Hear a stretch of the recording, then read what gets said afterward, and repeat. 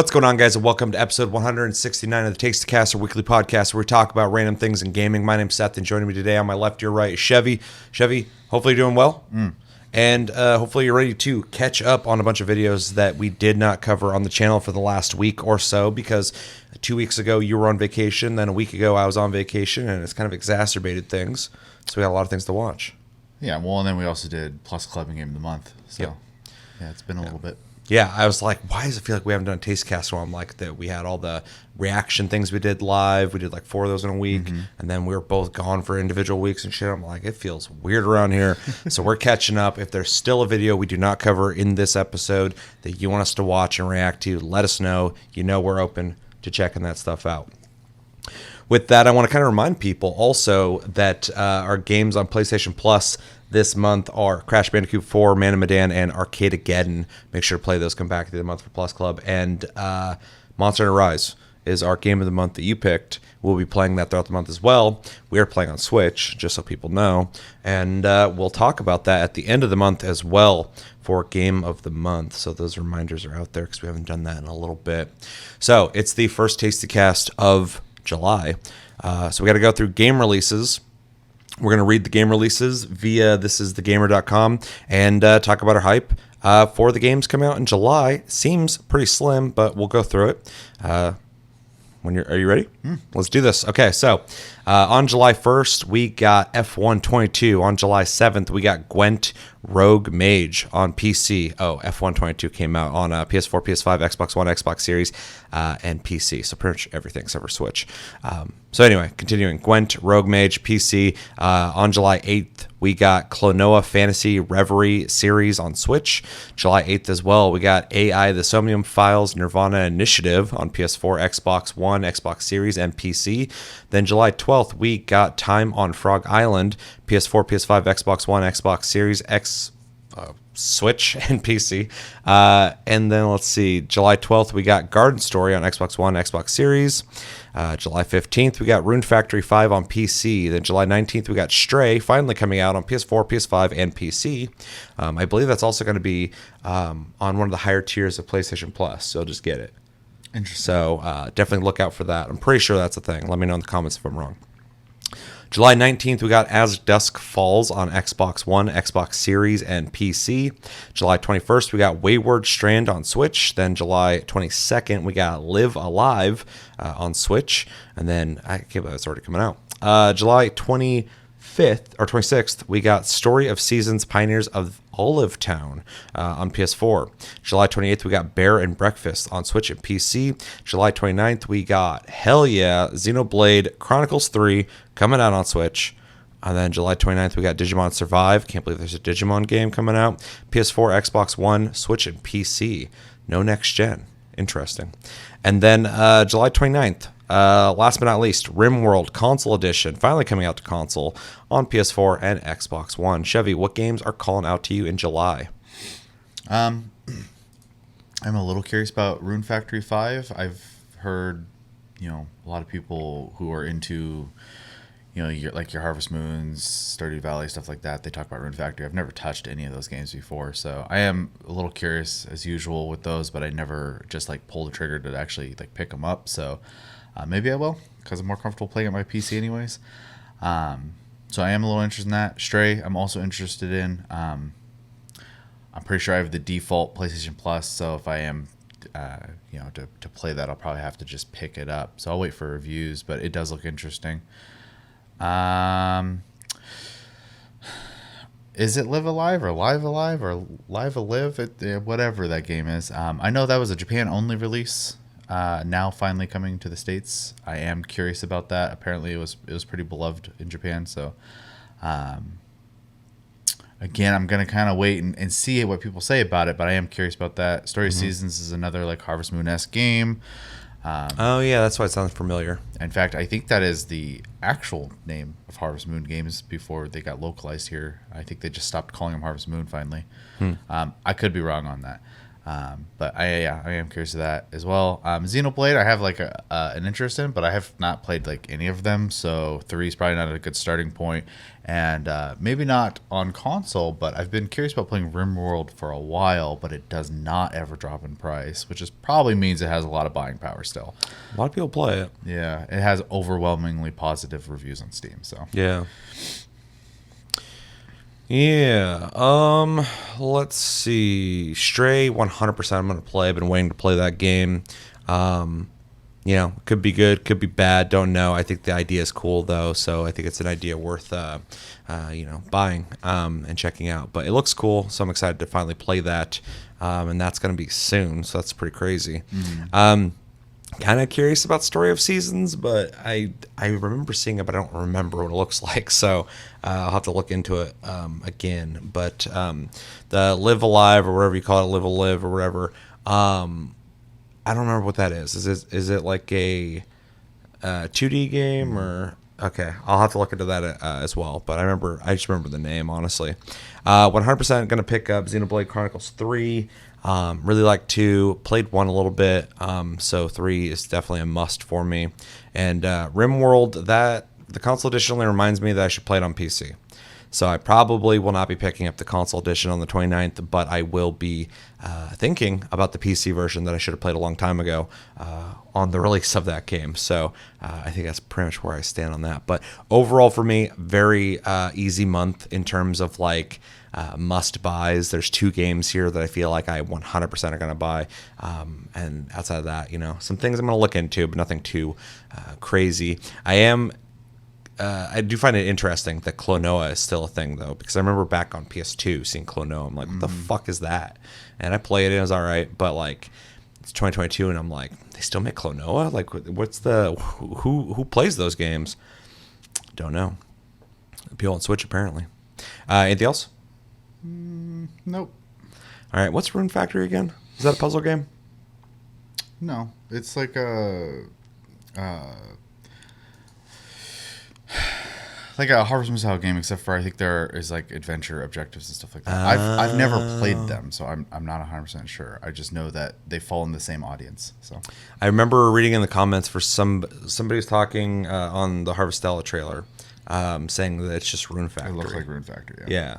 So and that instantly made me think like, should I check out Rune Factory if it's just It's this? supposed to be really good. Like I said, I've never played one. I've had an interest, but I just never seemed to do it.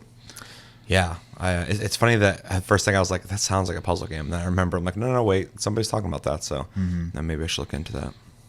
Yeah. Anything else? Nope. All right, let us know in the comments what games are you guys excited for in July. What games have you already picked up? What games are you absolutely going to pick up?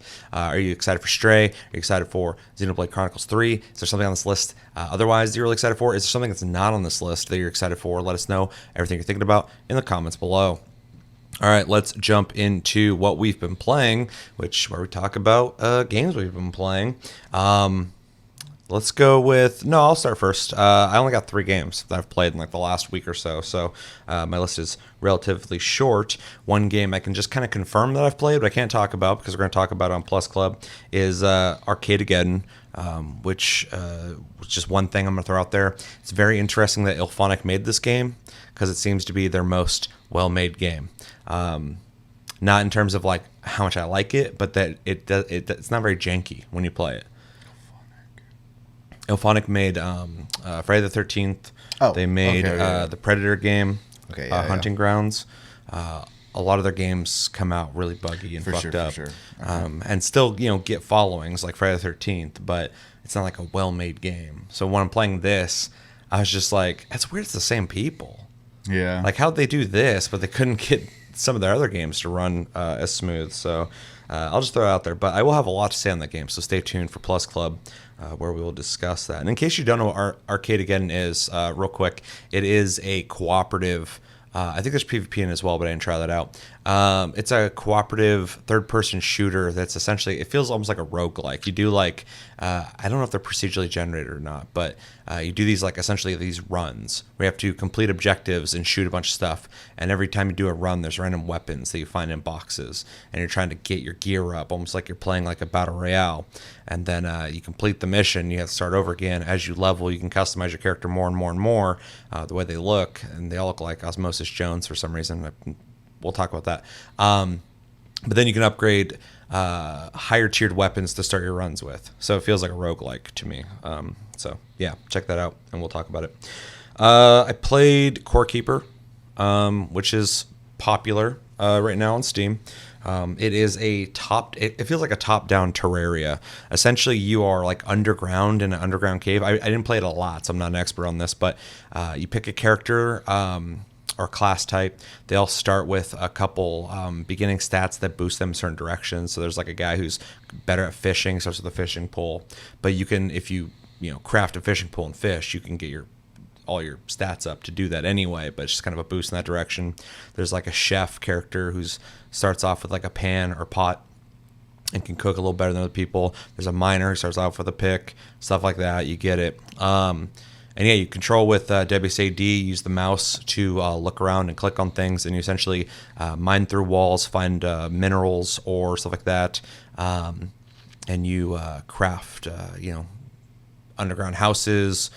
You craft infrastructure to make, it's a survival game. You eat, you get buffs from that. You fight monsters. It seems like there's bosses, so it kind of reminds me of Terraria in that sense as well. It's got a big light emphasis. So you put down torches. They're very easy to make, so you can make it bright easily. But if you wander in an area that does not have light, it's pitch black. So I wandered into this cave area, and the whole room was just lit up, and there's this giant glowing like blob monster that's jumping through, and it's destroying the fucking walls as it was jumping. So it's just destroying everything. I was like, I'm not fighting him right now. I just ran off. So but yeah, it's from what I've played so far, pretty cool. I'm definitely going to play it some more. I didn't put a lot of time into it, but I got the idea of it, and it seems like a cool game. It's multiplayer, so you can play with friends. It's definitely a game you would like. I remember I told you that, and you're like, I don't need to hear that because you already have plenty of games to play. I understand that. Yeah. But yeah, it's pretty cool. Definitely, if you're curious about it and it sounds interesting, I mean, it's well made. You're not going to be disappointed with it, I don't think. So Core Keeper is pretty cool. So check it out. I will play it more, and I will keep you guys up to date on what I think of it. Last game and primary game I've been playing the most lately is The Ascent, which was our game of the month for June. We continued to play it afterwards because I had heard it's a shorter game, and it's a pretty short game if you stick to like the main quest. You can get through that really quickly, but there's enough content in the game that the game doesn't have to be short. When I heard it was a short game, I was like, oh, it's like you just get through it real quick. But if you do every little thing, that game can really last a while. So yeah, after we had talked about it on Game of the Month, we continued to play it because we had already put so much time into it. We're like, we should just beat it. Yeah. This is bleeding into my games as well. So. Yeah. So feel free, because this is my last game, to jump in. Yeah. So we continued to play it. We played with Sarah a little bit. Yes. We played with Josh a little bit, but a big event happened that would have absolutely affected my review of The Ascent. So it's good it happened after, I guess. Josh made a brand new character because he was just starting, and we jumped into his game, and it loaded us as new characters. Yeah, it's important to note, before he actually was we joined during character creation, so he was not even in the game yet.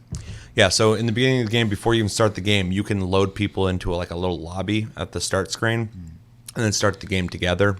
Or you can just be in the game and invite people to your game, which I would advise you to do. Do the latter. Be in the game first before you invite people, because he was starting his character, and what I would have assumed would have just had him make his character while our characters sit there in the background, like typically what happens when you invite people to your lobby. It gave us all a character to create. And instantly I'm like, I've been playing. I'm not going to make a character. Like, what is this? Is it like a glitch? We go back, and that's my character now. And I'm going around, I'm like, where's my character I put like 22 hours into? Yeah. So we looked it up. That character's gone. So me and you lost our characters. Sarah misunderstood me and thought we were going to make new characters. So she started a new character before that. So she didn't lose her level 16 Best character. misunderstanding ever. Yes. Because she was playing her 16 character, and I was like, "Oh, you didn't lose your character?" She's like, "No, I thought we were gonna start a new character." So I did. I'm like, "Whoo! I wish I misunderstood me." Yeah. And did that.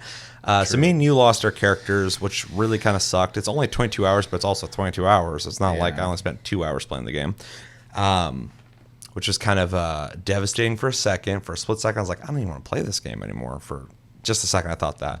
But then we're looking into it, and it's kind of cheesy, but understand where we're coming from. There are people on Reddit who have also experienced this. Commonly. And, it's pretty common. A lot of people are really upset about this. So people were offering their save files. People had like level 18s, all this shit. And because we were in the 20s, we found somebody who had a level 25 save. So whoever did that on Reddit, if you somehow watched this, thank you. You helped us out here. It's not the ideal situation. I would have wanted to play a game. Like I had my character, and now I don't. So, but we took that save file and then essentially spent all the money it came with on that save file to reset the skills. To be more like what we had set up individually. And then from there, we're broke and had to like rebuy all our gear and shit. Spent the money on that and then going and getting plastic surgery essentially to get my character's appearance back to the way it was too. So. Yeah, so the only thing that was convenient about it is we started with some gear. The guy had less gear than we'd had, which was weird. He did no side quests, obviously. Yeah, he had like no gear, but he had the levels that I wanted. So essentially that's what I got out of it. And I was more broke with his character than I would have been with my character because we were doing all the side quests. So it was kind of detrimental to us, but it did still feel like a step back, but it made up for the time investment we lost. So not ideal, but was helpful because it was less devastating that way, I guess. So anyway, we did that. Played with Josh and Sarah. It's a lot of fun with 4 people. In fact, I think that game should only be played with people. You can play it by yourself. It's fine that way, but the game's definitely a lot more fun with more people. And yeah, we reviewed the game, so I'm not going to go too much into that. If you want to really know my deeper thoughts on the Ascent, check out that review. It's the last episode. But yeah, post that review. We beat the game. We were right at the end before we did the review. So apparently we had to do a couple more missions. Locations, we already touched on this in the review, but the locations just get more and more cool. The game is full of detailed locations, and that continues even past where we played for that review. Storyline is nothing amazing. We were talking about that in the review, but it finishes, and it does allude to maybe a sequel. So yeah, it's fine. I would like to see that. I think the story did get better at the end, but that's where the story started for me. Like they do this exposition dump of like what's happening, and I'm like, oh, that's the story. Okay, why am I learning that right before the end of the fucking game? Yeah. So that's kind of lame, but it worked. I was like, okay, that makes sense. And yeah, the game was very buggy still. It seemed more buggy with the more people playing because the variables are up. Like with 4 people, you got 4 different situations that bugs can arise. And when they happen to one person, it affects everybody. So if someone crashes or gets disconnected or their character's doing something weird, it starts affecting everybody else. Chevy's markers on the map are disappearing. My character at one point couldn't shoot because his gun wasn't in his hand. Bunch of weird shit. Disconnects happen, like I said. So yeah, that game definitely needs some cleaning up, 100%. That should be their priority, to be honest. It's super conflicting because the game is awesome, but it has horrible bugs, like a lot of them. So if you're impatient, you're gonna go insane. Yeah, so. you're gonna have to learn to overlook them. Maybe on console, it didn't have that problem. I think it's on Xbox, but on PC, holy shit, dude! And like all 4 of us were having problems. So it's like not like well, it's just your PC. Well, it came to the point where like every I don't know, 15 minutes or so, someone's Something like, I'm having an issue. I'm like, okay, do we keep playing or do we reload? Which makes me wonder why Cyberpunk games are so buggy. It's so weird. Why? There is no real reason. There's no connection there. That is purely coincidental. Yeah, I just think it's funny because like some of the buggiest games that people have complained about, 2 of them are fucking Cyberpunk games. So. For sure. I mean, the game's, like you said, it's a lot of fun. And for that alone, you know, was able to continue playing and beat it. Cause, if it was mediocre, I wouldn't have dealt with the bugs. Yeah. The bugs are plentiful and very annoying. So you guys have a really great idea. Please fix it. Yeah, because there's like a great game that you're playing, and then the bugs happen. You're like, why? Yeah. Oh god, it's so annoying. Plus the hop in hop out multiplayer is just ridiculously convenient to do in that game. Yep. So. Yeah, you just keep playing no matter what. Someone's got to go. You're like, okay, and then scales change. Yeah, it seems like scaling is like the amount of enemies, though, typically, because I feel like there's much more enemies on screen when more people are playing. Also, player beware. Like, if you don't plan your combat in that game, you're gonna. We learned a little too late. Go into walls every once in a while. The hit points seem ridiculous, and it's just you're using the wrong stuff. Period. Yeah, for instance, there's these robot spiders we're fighting, and we're just shooting like normal ballistics at them. Sponges, man. And then I was using my stasis rifle, which seems to damage robots pretty well. The big spiders, not so much, because they're immune to stasis, but I think they're still taking damage. But then you start using a... the buff that turns things into digital damage. Yeah, it turns all your damage into digital damage, and you were significantly doing much more damage. Yeah, I was watching their health fall finally. Yeah. So the game is set up in a way that you can just play it however you want, but it definitely is leaning itself to you should be using this damage type for that type of enemy. Mm-hmm. And if you're not doing that, you're making the fight harder for yourself, which is fine. Which we did for like 20 hours. Yeah, you can still get through it. We did, but yeah, once we started deep diving more into that kind of stuff, I was like, oh, okay, because I never touched that fucking mod, so. I was like, well, digital damage, I don't give a shit about that. Yeah, once we were kind of hitting that wall there, partially due to difficulty, partially due to crashes, I decided to like read all the fucking tooltips and all the moves. I was like, there has to be something that kills these fuckers, man.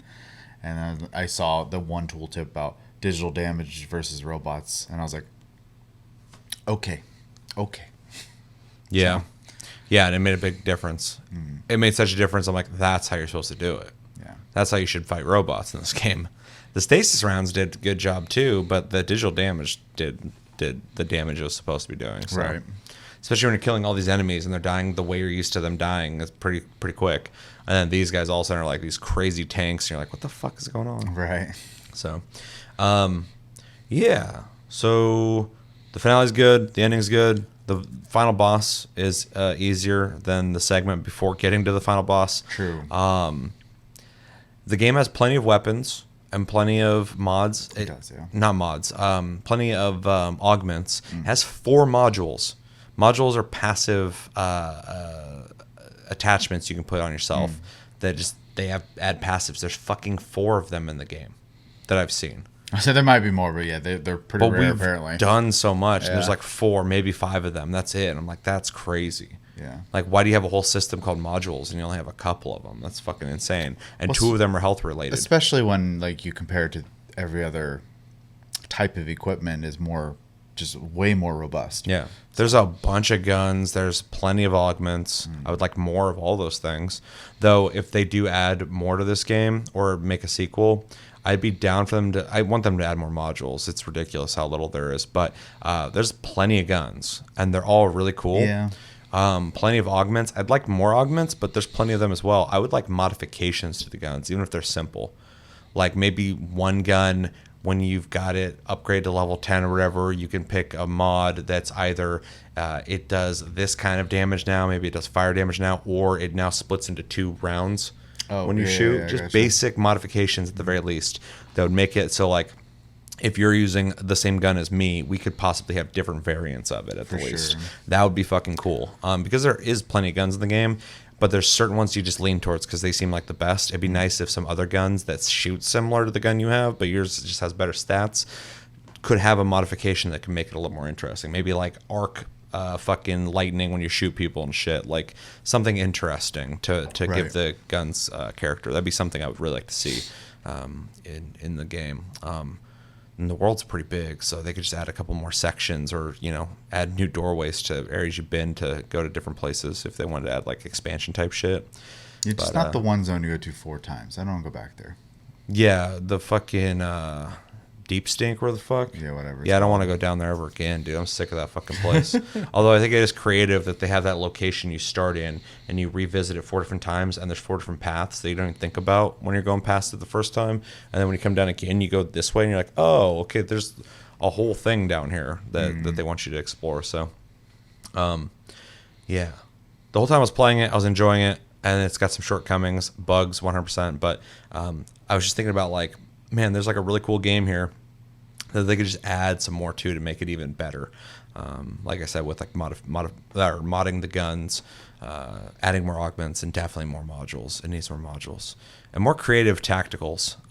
There's some cool tacticals.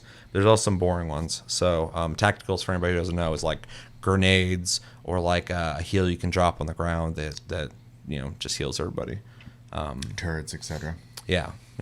There's some pretty cool ones. You can like, I don't know if it's tactical or not. No. That's an augment, I think, where you can drop like drones and stuff and robots. Yeah, those are pretty cool. But so I was thinking of tacticals. I think there is one tactical. I think it just collects loot for you, though. Well, there's another one that's a drone that does stasis, but it flies to one guy and locks them in place. Oh, but you can fucking use it right after it blows up. So it's got a really quick cooldown time. Interesting. Or not cooldown, but power usage. But yeah, anyway, I've talked about enough. I've played it plenty. I started New Game Plus, and apparently you can level indefinitely, which is kind of crazy. I have pretty much all the gear now, which does not does not make me want to continue playing it, because I already have everything unlocked. But as you level, your stats, I think at least your health, do increase. So there's a reason to keep playing, I guess, there. Unless you just really enjoy the game, which I do.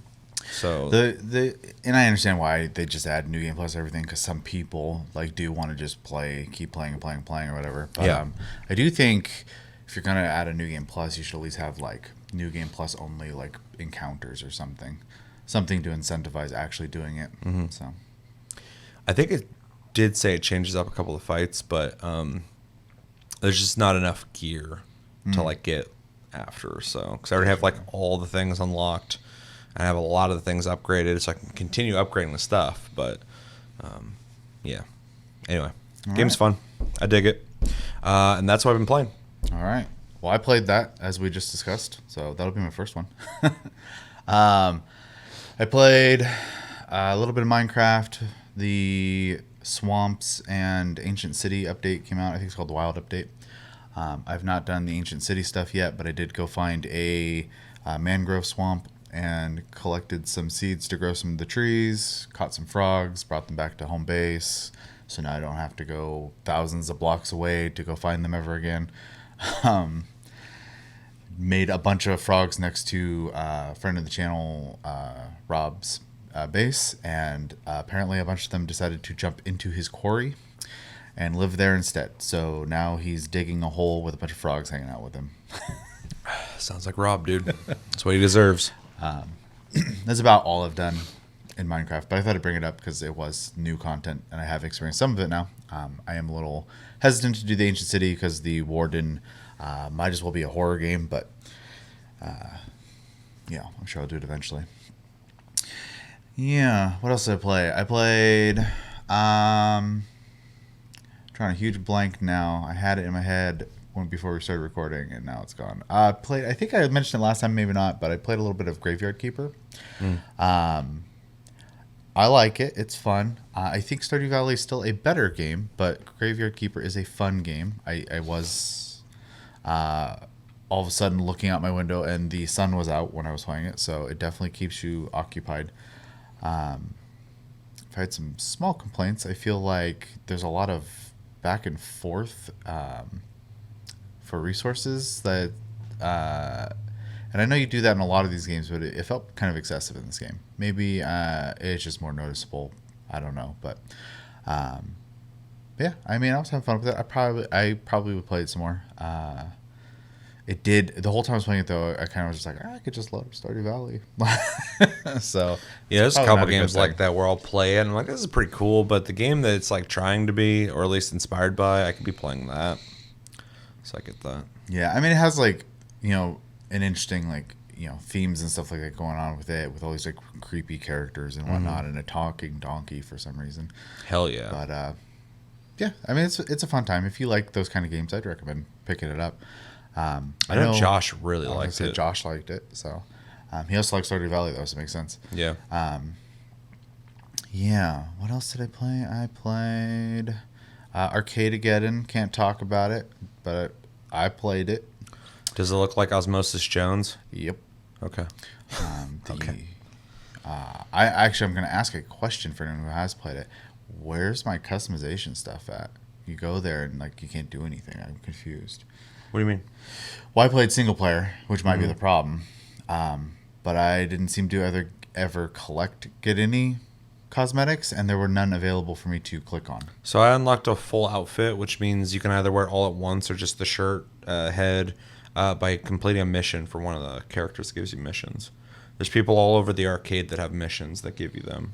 I ran around, collected all of them, and then went and did missions. Is there an icon saying that they have that? Yeah, they have a thing right above their head. I didn't see that either. Huh. I'll have to turn it back on, but Well, we'll have to play at some point. maybe it has to do with the fact that I was playing offline too. I don't know. Maybe. I don't know. Yeah, that's weird. Because you accrue currency and you can spend Sure. that. I have that. But then also, I didn't see where even to in spend it. no judgment. I'm not talking about my opinion here. Even in the tutorial, it's like you can go on the PSN store. It says that the PSN store and buy tokens for these things. I was like, damn, you guys are fucking. That's why you made That's this pretty game. blunt. Okay. Yeah, but you can unlock cosmetics by completing missions because I've done it. Gotcha. Yeah, I played around. It lasted way longer than I thought it was gonna. You played not with randos? By myself. Okay. Yeah. So, without going into too much detail, let's just say I was fucking speedrunning. But Oh, if you play with people, you're gonna be speedrunning even faster. I believe it. Everybody's It just seems like running that and- kind of game. It kind of gives me like old school Warframe vibes in that regard. Yeah, old school, Yeah. not like prime, like the best Warframe's been Old Warframe, school, but yeah. like Tunnels. the original. Yeah. Okay, yeah. Yeah. I agree with that. Yeah, played that. That's all I can really say about that. Played a little bit of Outriders. I also played a little bit Outriders, but I don't have to talk about. Yeah, I need to play some more. Last time I played for a little bit, it was kind of hot outside, and my computer was just dumping heat at me, and that's one of those games that makes my graphics card really throw some heat out. So I lost motivation pretty quickly. I feel like it could be better optimized. But we were playing when we played because I also played it with you at one point. We were playing kind of in preparation of the expansion that I have not picked up yet. I plan on picking up. I really want to play it, but we're trying to get you through the story so that we could play the expansion. Yeah, after reading reviews on the DLC or whatever it is, I'm not in a hurry anymore for it. I am curious about it, but it's got pretty mixed reviews when it comes to the price versus content aspect of it. It's funny because I keep hearing that, but then when I watch people who are playing it, they seem to be having fun. Sure. I've said I'm just kind of hesitant. Plus, it's added a new end game that's going to give you a lot of time investment if it's good enough. So, For sure. but yeah. I mean, I got to beat the game anyways first, Yeah. so I'm in no rush. And there's plenty of game to play in that game. Because even Josh beat it recently, and he's like, that's a long game. I'm like, I know. It's deceptively long. Because when I was playing it, I played for a long time, and then I took a break from it for a while, and then me and Sarah came back, and we're like, we're like right at the end, right? Let's just beat it. We spent the whole fucking day getting through it, and we're like, holy shit, there's more game to this than we thought. Yeah, I need to sit down and play some more of it. Did I play anything else? I feel like I did. I played a bunch of like small little indie games here and there, but nothing really worth mentioning. I don't know. I think that's probably about it. If I can't think of it now, then it wasn't that important. We played board games. We did, but that's not really That's not this show. the show. Yeah. Played plenty of those, though. So, yeah, anything else? Not really. I didn't even raid for the last couple of weeks in 14 just because, people have real lives they got to take care of, and that's priority. So, Any games you're planning on playing? I need to play Monster Hunter this month, obviously. The other 2 Plus games. My next thing I'm gonna start playing. And my hopes is to get motivated enough to either play some Outriders or some Ghostwire, because I bought that and have not tried it yet. So Ghostwire is short and it's a cool experience. yeah, it's just Steam Summer Sale happened, and it was like hard for me to ignore because I was gonna play it anyway. So I was like, wow, I'm just gonna buy it now since it's cheap. So. The last 2 years, but I did it again this year. Steam Summer Sale happened. I think I picked up a couple things, like a couple indie games that were like cheaper than they typically are. And I was like, yeah, I've always kind of thought about maybe picking this up. Not a whole lot of things, but like I really tried to stay off of it because I was like, I have too many games. I bought a couple games, nothing crazy. Though I did just buy some horror game. I think it's called Phobia Saint something. It's like a first-person shooter horror game that a bunch of people are saying like it's really good. So Gotcha. But that wasn't part of Steam Summer Sale. I think it like just came out at like late June or something. But I honestly can't remember what I bought. I know I bought some indie game, and then I bought Ghostwire. I bought a horror game. I guess I've just been buying horror games. I don't know what the fuck's up with that. Also, I locked in my fucking Steam Deck. Oh, yep. So I'll be able to maybe do an unboxing of them. I'm sure everybody's already seen it, but you can get my impressions on it. And then, yeah, I want to test that thing out. Fucking see how it plays shit. It's going to be crazy having a fucking PC this fucking big. Be nice when you go places, though. Yeah. Not that you use your Switch, but...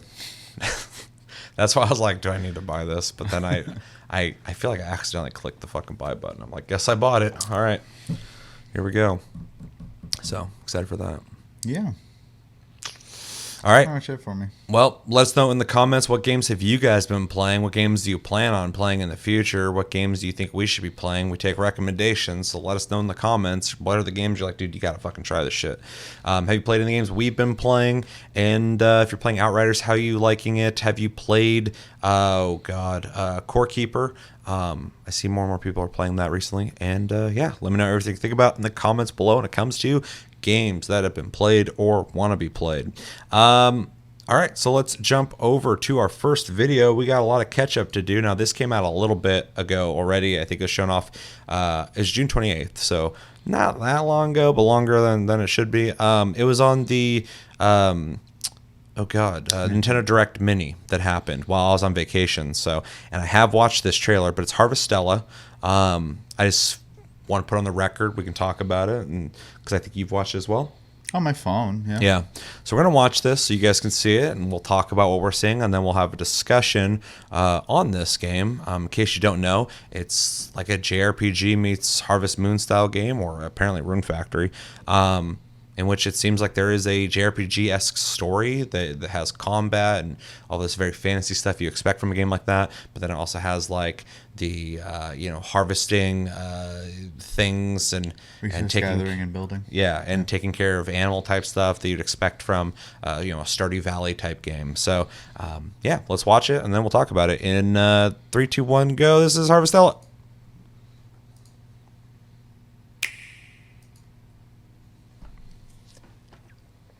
Finally, a Square Enix game that's not a mainline game that I'm like, oh shit, what's this? There's so many games coming out in the next 2 years, it's insane. Dude, yeah, Square Enix is just like, we're past making up for shit. We're just gonna start rolling shit out now. For sure. Fucking bold move. I actually like the visual style of this game. Oh yeah, it looks cool. Today. I like the music too. Till the land, sow seeds, water crops, and gather a bountiful harvest. They collect crafting materials and ingredients for the thing I'm worried about this game though is when I play JRPGs, I don't want to leave them. And then in this game, it's like, you can take care of your house. I'm like, fuck. That thing though. Travel the world and get to know the people who live in the neighboring easy living towns mode and villages. 14 very soon too, where you get your own house and Why is that not common in MMOs? Life is Look at peaceful. that fucking thing. Time And little passes people. by. Dude, yeah, this Until game is like a must-buy for me. Quietus Oh, yeah. inevitably arrives, interrupting the cycle. Remember you guys of the posted in the seasons. Discord while I was gone? And I looked at it, I'm like, Crops, I'm sure somebody's and gonna all like it. life And then, is and then I watched it, I'm like, yeah, I want to play this. Yeah, no, it looks cool. Yeah, and the combat looks good. Share in your new friend's sorrow. Although it's weird, all JRPGs are just joy, moving to that combat style. pain, and courage. Yeah, Square's very aggressively As going you towards stand action together combat right now to too. face momentous I have ordeals. mixed feelings about it. Me too. This is the story of those who live alongside the seasons I also of realize life they have to and make games death, for new audiences. of their fight. Yes, I just want against the variety. I rules want like of this traditional world. style combat systems and new ones, and then try something else out that this isn't even doing. So I also find it hilarious that it's a Square game, and so it has to have that kind of title screen. yeah, yeah. It's not a Final Fantasy, but it kind of feels like one at the end. I think the Mana games look like that too. Yeah. And yeah, it's All of funny. them do. Fucking the old Valkyrie Chronicle games did shit. Yeah, they all have some kind of like white screen with like some kind of black contrast or colors. Yeah, it's Something definitely a Square Enix representing the thing. game behind it. Yeah. Yeah. And yeah, one thing I like too is they emphasize the seasons. Yes. Like I wish more games dabbled with seasons. I think it's a kind of a cool idea. And in a game like this, it makes sense, especially when you're taking care of this area. The terrain changing over time makes it kind of more interesting, especially if it affects, I guess, your crop yield or whatever. I don't know if it will or not, but that's kind of cool. There might be like seasons though where you can grow things and can't grow things. And whatnot, Yeah. So So we talked over that because, like I said before, we have watched this before. Hopefully, you guys got something out of that though. While we were just kind of essentially saying it looks cool. I like that zone. It looks cool. well, especially in the background, like the multiple bubbles or whatever. So let's jump with you. What are your impressions? What are you thinking about this that we didn't really already talk about? So my first impression when I saw this was kind of surprised because even though Square's been doing pretty good lately, at least in their own development, their publishing side is hit or miss. But Oh, it's very hit or miss. yeah, I saw this and I was like, holy crap! They're like actually not making a Final Fantasy, a Dragon Quest, whatever. They're making something new, and I'm thrilled about that. I'm glad they're comfortable enough to start experimenting again. I think this is a fun, little safe, which is fine because people like easy living games, but it also just has like a really cool like fantasy style to it, which I'm really into. It looks unique and as its own, but while also feeling almost kind of familiar, which I think is really great that they managed to capture that feeling. I think the graphic style is a perfect choice for the type of game it is. Yeah, I mean, honestly, the only thing I'm afraid of is it just plays bad because everything else looks great. Everything that we've seen, I think, looks awesome. But if it like had like really annoying menus you have to go through to do basic things, or like the combat doesn't feel good, or something basic where it's like I don't even want to play the game. That's something I think could really ruin the game for me. If the story blows, I won't care because I like the gameplay loop. It seems what we're going to be doing. Yeah. It'd be really funny if this is just a basic small part of the game that they're showing off here. But yeah, the formula though, if it is in fact what we're seeing, seems like a really good formula to keep you playing a game. So, but yeah, I agree. It pretty much needs to have something wrong with it for it to not be good. Yeah, I just can't get over like every zone's just got a really like very high fantasy feel to Yeah. it, and I love it. Yeah, even without the what's the name of it where you're doing the Stardew Valley stuff? The farming and stuff, the easy living. Easy living, that's the term. Even if the game didn't have the easy living stuff, I would still be interested in this game because it looks like a cool JRPG, but that it has that makes it even more interesting to me. I'm not even sure that's actually the term. That's just what I'm saying. So. Well, we got a common term to use. People can understand or not. Yeah, I like that kind of stuff anyways. Like I'm a huge fan of like Harvest Moon games, Stardew Valley, etc. So Square making one and then adding their fantasy touch to it, it's exciting for me. So Yeah, I mean, I don't know if I really have much else to say on this. I'm sold on it. I think I'll be picking it up day one. I think soon. I think it looks like a really cool game. I don't know if it's only coming out on Switch, but if it is, it feels like it'd be a must play on there for me. And yeah, I like the visual style. I think the JRPG aspect is cool. I think the taking care of your fucking Stardew Valley house is cool, and the music's good. So it really hits on a lot of different beats. So I'm way more excited for this game than I thought I'd be. So Yeah. Anything else? All right. Well, that was short and easy. Let us know in the comments. What do you guys think of Harvestella? What are you liking about it? What are you not liking about it? Is this your kind of game? Is it your kind of game? Is it definitely not your kind of game? And yeah, let me know everything you're thinking about in the comments below when it comes to Harvestella and what you think on it.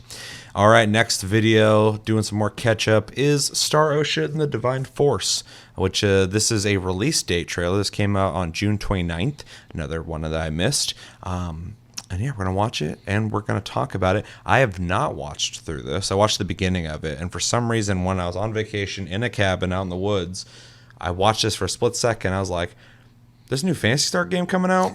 And then I came home and I was like, what's that Phantasy Star game you fucking posted in the Discord? And you're like, Phantasy Star? I'm like, yeah, didn't you post like a Phantasy Star game? Isn't it like a standalone? That was kind of crazy. And you're like, Star Ocean? I'm like, was that Star Ocean? So I know the difference. I'm a fan of both, more so Phantasy Star. But anyway, that just shows how much I did not watch this a whole lot. So very excited to finally watch it all the way through. But you have seen this? I've seen parts of it. I didn't watch the whole thing. It's a 3-minute trailer, which is kind of crazy. Yeah, I watched someone talk about it, and they showed parts of it. Okay. Yeah. So yeah, we both have past having played Star Ocean. A small one. Long time ago. You've played more than I have. I played like the ones way back in the day. Yeah. I put most of my time into, like most people I would imagine, into the second one. And then I also played was that PS2 or PS3? I cannot remember now. I guess, spoiler alert, the one where you find out you are a simulation and you're not a real person. So, dang, dude, I hate when that happens.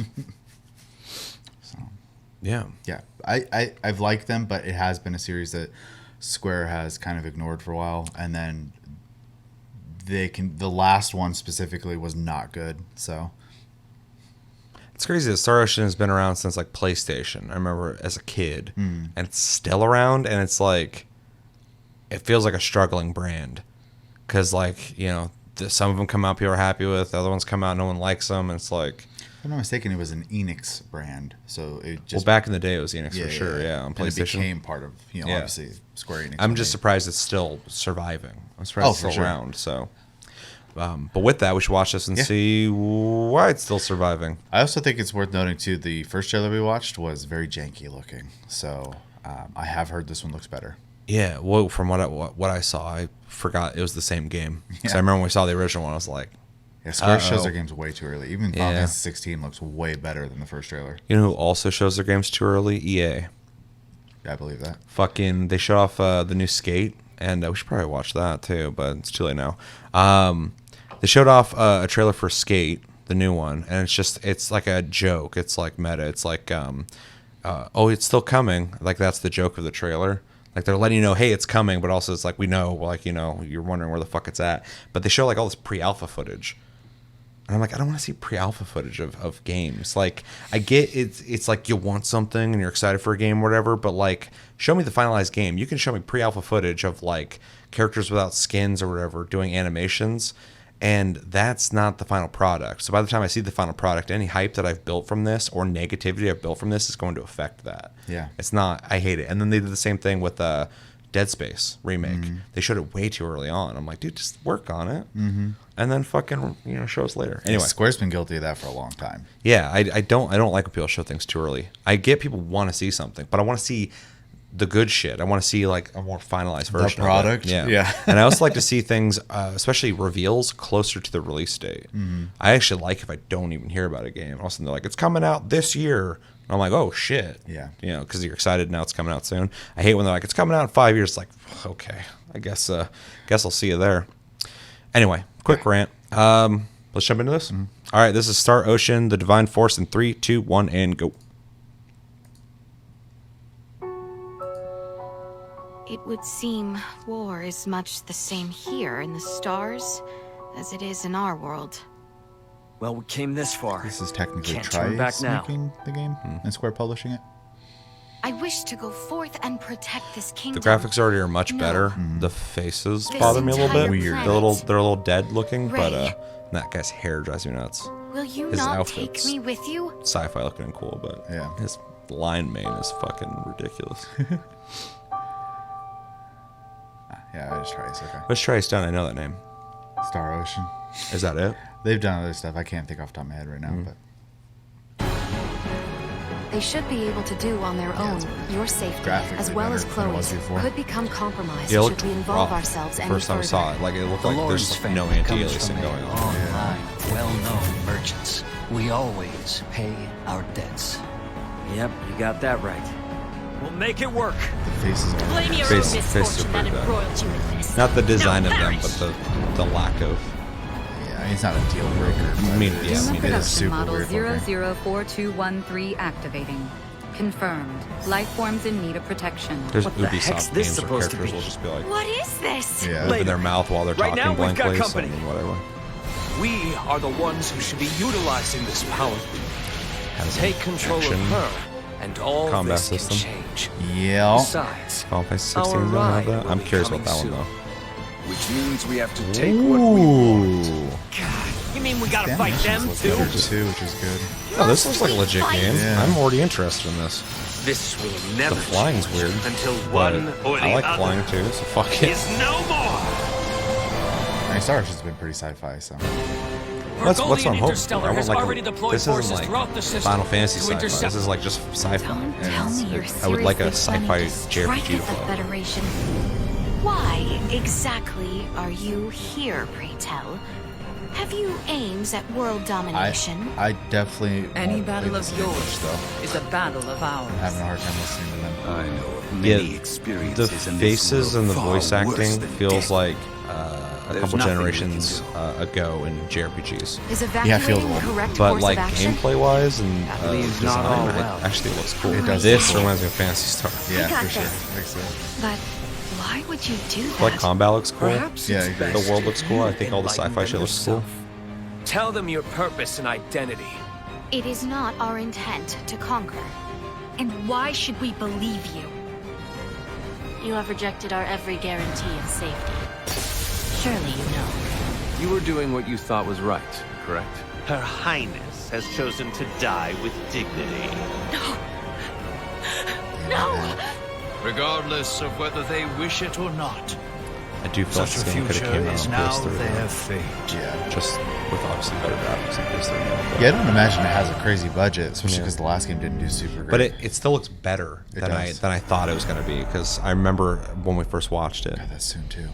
Yeah. Um, Fucking Square Enix, dude, they're fucking slanging them out. All right, what do we think? I do think it looks like a fun game, which at the end of the day is the most important thing. Do I think it's going to be like a fucking 8 or 9 out of 10? No. Though I'd love it to be. But yeah, I mean, it looks totally playable. And like it'll be fun. So I'm definitely curious. I'm going to keep my eyes on it for sure. I don't need every game to be a 10 out of 10, so that's not really a huge concern for me. True. Yeah, so I think with tempered expectations, it'll still be a fun time. So Great way to put that. Yeah, I went from thinking this was a joke to going like, it looks fine now. So I am definitely curious about it. It does look like a completely playable game, and I don't mean that like you can play it, but like it looks like Something you would I might enjoy. check it out. Yeah. So that's good. I'm glad the early footage they shouldn't have showed off isn't the final result. Because what I'm seeing here is a game that I potentially might buy, so that's good. Outside of the facial animations, which I think are severely lacking, and the voice acting, which is atrocious, but I kind of, even though nowadays a lot of people don't have that issue anymore, I kind of associate that a lot with JRPGs, like bad English voice acting. So it doesn't really bother me too much. I do expect more, but it's not a deal breaker for me. But like, you know, the world looks cool, the weapons look cool, the combat looks cool. Flying around on your little drone thing looks funny, but I'm fucking here for it because I like to do dumb shit like that. Just fly around. When he's walking through the city, and just flying through. I was like, you can just fly through the city. Yeah. That's funny looking, but I'm definitely gonna do it. But yeah, it looks like a game I would play at this point. But like you said, it doesn't look amazing. Yeah. This isn't like, you know, seeing Final Fantasy 16 after waiting to see it for so long and going like, oh shit, that was a fucking trailer. Right. But I'm happy to go like, yeah, it looks cool. It does, I yeah. might play that shit. So yeah, that's what I got from it. Plus spaceships, that's cool.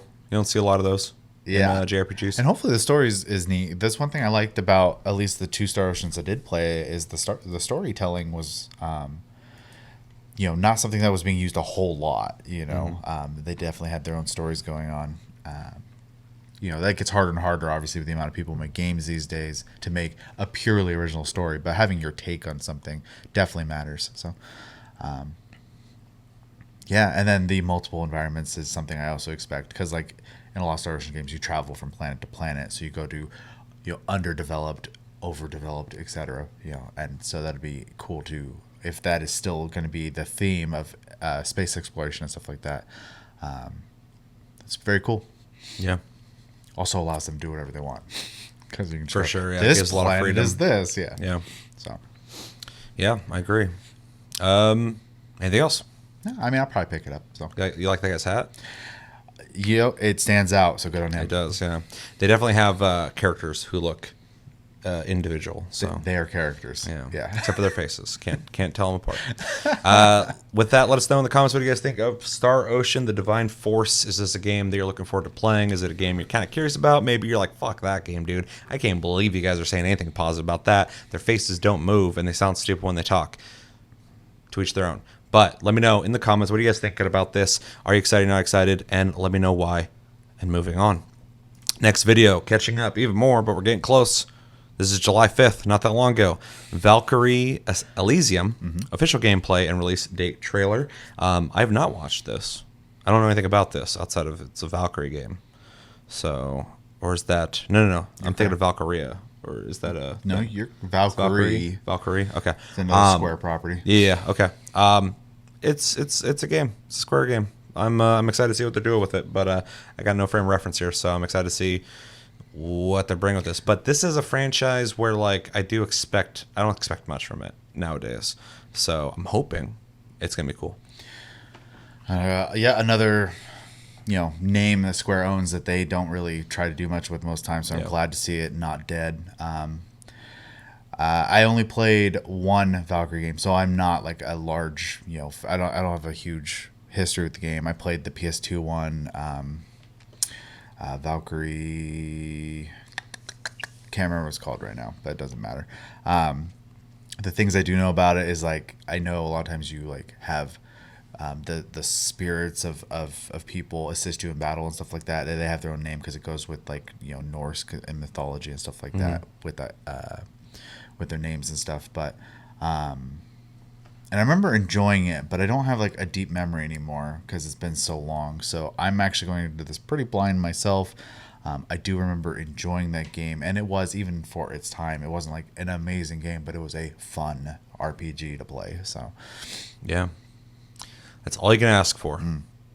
All right, so probably should just jump into this so I can have an opinion and talk about it as well. Yes. This is Valkyrie Elysium. In 3, 2, 1, go.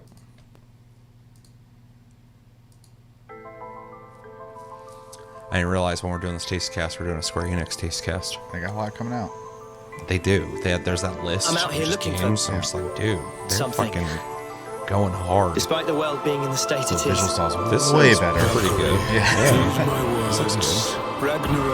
It's interesting. It looks drawn or animated, but the cell shading's so thin too, so it's almost like it's interesting. I'll get thicker there. The animations are good. Return back from whence you came, lost soul. I've already lost my homeland and the people I love. You would have me battle. I'm a little worried that every Square Enix game I'm seeing is like looking at least acceptable to buy. Like, I was like, what do you mean worried? Too many games, let alone too many JRPGs. Yeah. I don't got time to be playing fucking JRPGs. My name is Christopher. I have protected this land and its people as my forefathers I'm actually did impressed with the before me. animations. Yeah, it's a little floaty, Very but well, yeah, they Otherwise, slide my on the loyalty ground, but is your then the inheritor character until the animation very actually end. looks better than I would You are a assume. being for sure. of divine power, are you not? Please, would you hear my plea? and again, My name is Taika. thematically different than their other It was games. once my duty to watch over this I like the land. environments. They're really like Wretched soul, fantasy looking, but By not like Odin's vibrant command, fantasy. It's more like you shall be purified. mythological look. Yeah.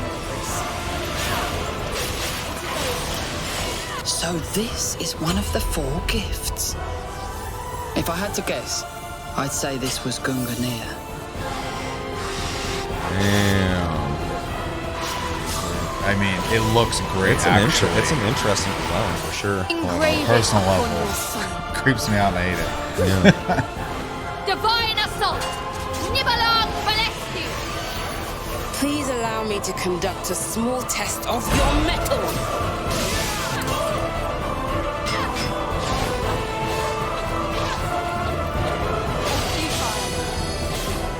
Yeah, the sliding around the ground thing is like the only thing that looks kind of cheap, but everything else looks pretty good.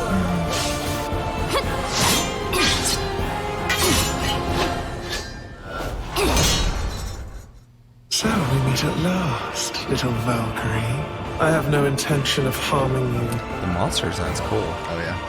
Why I failed to warn you of her. Our adversary was once a second class. I see her. She goes by the name Fenrir. I merely wish for the world to continue existing. That's it, dude? This year. Jesus, okay. Everything's just coming out this year.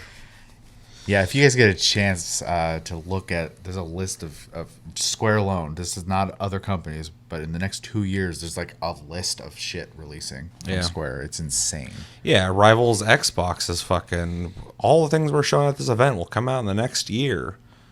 Like Square Enix also has a list like that. Yeah. It's like, what the fuck, dude? Like, it's crazy. It is crazy. And that was crazy. They're releasing like multiple Final Fantasies in a year, but like they just have so much shit coming out. Yeah, it's like, you know, obviously the 2-year slowdown in game development for everybody. I think that's over now.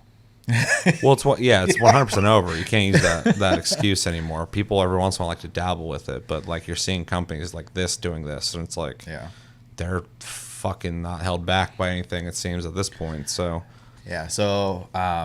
I mean, I'm glad to see it. You know, Square was really relying heavy on, and I wasn't complaining, but like Final Fantasy and Dragon Quest, and they can keep making those because they're great. But I am happy to see them touching other IPs and making new IPs, which is the part I always get worried about with any company relying too heavily on their IPs, that they're not willing to try new things anymore. So, well, that's the thing I'm thinking about too. Is like, you know, everyone's got their fucking. They're like prime movers. They're fucking their main games that they're making money off of, and like people love those games. People also complain like, you know, make something else. You guys just are milking that brand, blah blah blah. And there's levels to that I can agree with, and also think you're going a little too hard on it. But then like, you know, the Square Enix is like starting to pop out all these fucking games that are part of like lesser known brands, but like they're branching out, and like. Maybe someone might look at some of these games and go like, well, they don't have the quality of like a Final Fantasy or a Dragon Quest. But it's like, yeah, but we should support these so we can get that bigger net of different games, and not just, oh, for sure, you know, the one game they're 100% going to sell, whether it's good or bad, which would be like a Final Fantasy. Well, and then, yeah, you got the fact, you know, you can tell the company's doing pretty good too, is that, you know, you have Harvestella coming out, which is a new IP. Easy names to pronounce. Forspoken is a new IP coming out. Like, they're really like trying new things right now. You know what's wild, and I might be like weird for this. I am more excited for the 3 games I just saw than Forspoken. I would agree with that, though. After playing Final Fantasy 15, I do have interest in Forspoken. I think the biggest problem is Square's doing a terrible job of advertising that game. True. Yeah, I haven't seen one trailer that's gotten me pumped for that. But when they showed the early tech of it, I was like, "Oh, that's interesting. What's that?" But then, like every trailer we see, it's just like a lot of people standing in like a medieval fantasy courtroom or whatever, and everybody's just yelling at each other, and then it just shows her running through fields. And I'm like, and too many like hyper cuts. Like, yeah, and I'm like, what are you gonna do in the game? And fucking yeah. And they're doing a horrible job on advertising it. Exactly. So though, like, you know, it kind of turns into buyer beware. I don't know what this is. So, I'm getting like the Quiet Man vibes from it, but like on a larger scale financially. Well, it was one of their studios. That's what I'm saying. It's like it's not a cheap game. Yeah. So it's weird that I'm looking at it and going like, I hope it's good. I do too. I don't want it to be bad. Like visually, it looks cool. But like you said, what do you do? Yeah. So just like fucking give me like 5 minutes of gameplay. Just show me how it plays. For sure. So, anyways, yeah. Just to say it is general, like we have 3 Square Enix trailers in this alone, and then that list is kind of crazy. And so far they all look just like at the very least fun. Yeah, all 3 of these games look like games I'm like interested in. Yeah, which is cool. I'm excited to see these franchises not dead, and hopefully if they do well enough, we'll see higher budgets for them in the future too. So. I was just thinking it's really weird to say it's gonna be a good time to be a JRPG fan soon in the next like 2 years, which is dope to be able to say. But then I just thought it's so ridiculous that it's not a good time to be an FPS fan. It's pretty crazy. It's wild, dude. Like where, like there's the games that are popular in FPSs, but they've been out for years. It's like where's the fucking FPSs at? Like Battlefield came out and everybody's just like, guess we're not making those anymore. We're not making FPSs because like we can't complete a game. Oh yeah. No, I don't get it. The only one crazy. I even see people play, Apex, and I see people play oh no, my brain. Please. Call of Duty. Jesus Christ. Warzone? Yeah. Yeah. And not to the same extent, but like a lot of people play Hunt now, which is really cool to see. It deserves it. It's definitely still one of the best shooters out there. But yeah, like there's nothing new and fresh and awesome. So it's so weird. So I'm happy for JRPGs. This is looking cool. I am excited that Square Enix is going to be pumping out more games. But I'm just thinking like, man, I just want to fucking shoot some shit in a game. And I got to go play older games for that, except for Modern Warfare 2 is coming out. And I'm fucking hoping it's as exciting as 2019 was. Well, we said a lot. 20% of it was about this game. So do you have anything else to say on this game? I think the visual style is really good. I think the combat monster design's cooler than I thought it'd be. Fun enough. Like I don't need it to be amazing. Just to put that out there again. Like it's okay to just play fun games. So, and yeah, I really like. I just need the game to be effectively worth the money, right? Like it needs to be long enough, and I don't mean it needs to be like an 80, 100-hour game, though I wouldn't complain about that either if it was worth playing it for that long, but the length needs to match, like, you know, effectively the content of what you're doing. It doesn't need to drag on forever. It also doesn't need to feel like they're rushing through it either. So so hopefully, you know, they get that the right amount of length and content to the game to make it feel worth it. But visually, I'm on board. So yeah. I was just thinking when you're talking, it showed what it's coming out for, PS4, PS5, and Steam. And it just reminded me of like when, is it 16 that's not coming out to Xbox? Yeah, when that happened, a bunch of people on Xbox. And I sympathize with anybody who's only playing on Xbox. They're like, fuck Square Enix. They're like, we don't get Final Fantasy. And then it says this isn't coming out to Xbox. I'm like, man, why is Sony just not buying Square Enix since Square Enix already kind of acts like a fucking dev for them. Well, and I have to put it out there. I think Square also has stated recently when they sold off all their Western brands that they're trying to focus on the Japanese market instead of like stretching themselves too thin. Yeah. Though they kept Outriders. Yeah, which is weird. But it's fun. So good for them. But that would include who they're developing games for, and Sony's a Japanese company. So. Yeah. It also seems like a lot of Japanese companies kind of stick together too. Which I mean makes sense, but it's just weird because it's like you could easily put these games on Xbox and somebody's gonna buy them. I'm sure. Oh, for sure. I can't imagine the publishing is that much different per console. So they all operate very similarly. I'm sure. I know, like way back in the day, it was like Xbox was like the FPS console. And PlayStation was the RPG console, or the third-person action adventure console. It kind of is still like that, but like not as much anymore. I don't think so. Like I don't think it's like you can't sell these games on Xbox because they're not gonna sell. Plus, it's all digital now too. You don't have to like spend money on. Yeah, that's true. Printing the discs and shit, and going like, well, they didn't buy them. So, anyway, just the observation I thought was interesting. That Square Enix, it seems to just be like PC and PlayStation. Though I am happy they are doing simultaneous releases on PC, because they didn't used to do that either. They used to be like a year later. So I'm happy about that. But I also think Japan's market is more PC friendly now than it ever has been. So, yeah, I can see that. Yeah. So overall, we're both thinking this is looking cool. Yes. So let us know in the comments what do you guys think about Valkyrie Elysium. I keep wanting to say Asylum for some reason. I'm like, that's not, it's Elysium.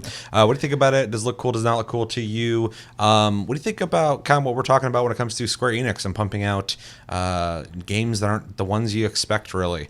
Is there other companies you'd like to see this happen from? Rockstar. Recently, they just came out and were like, we're not going to put out any big updates for RDO anymore. I'm like, cool.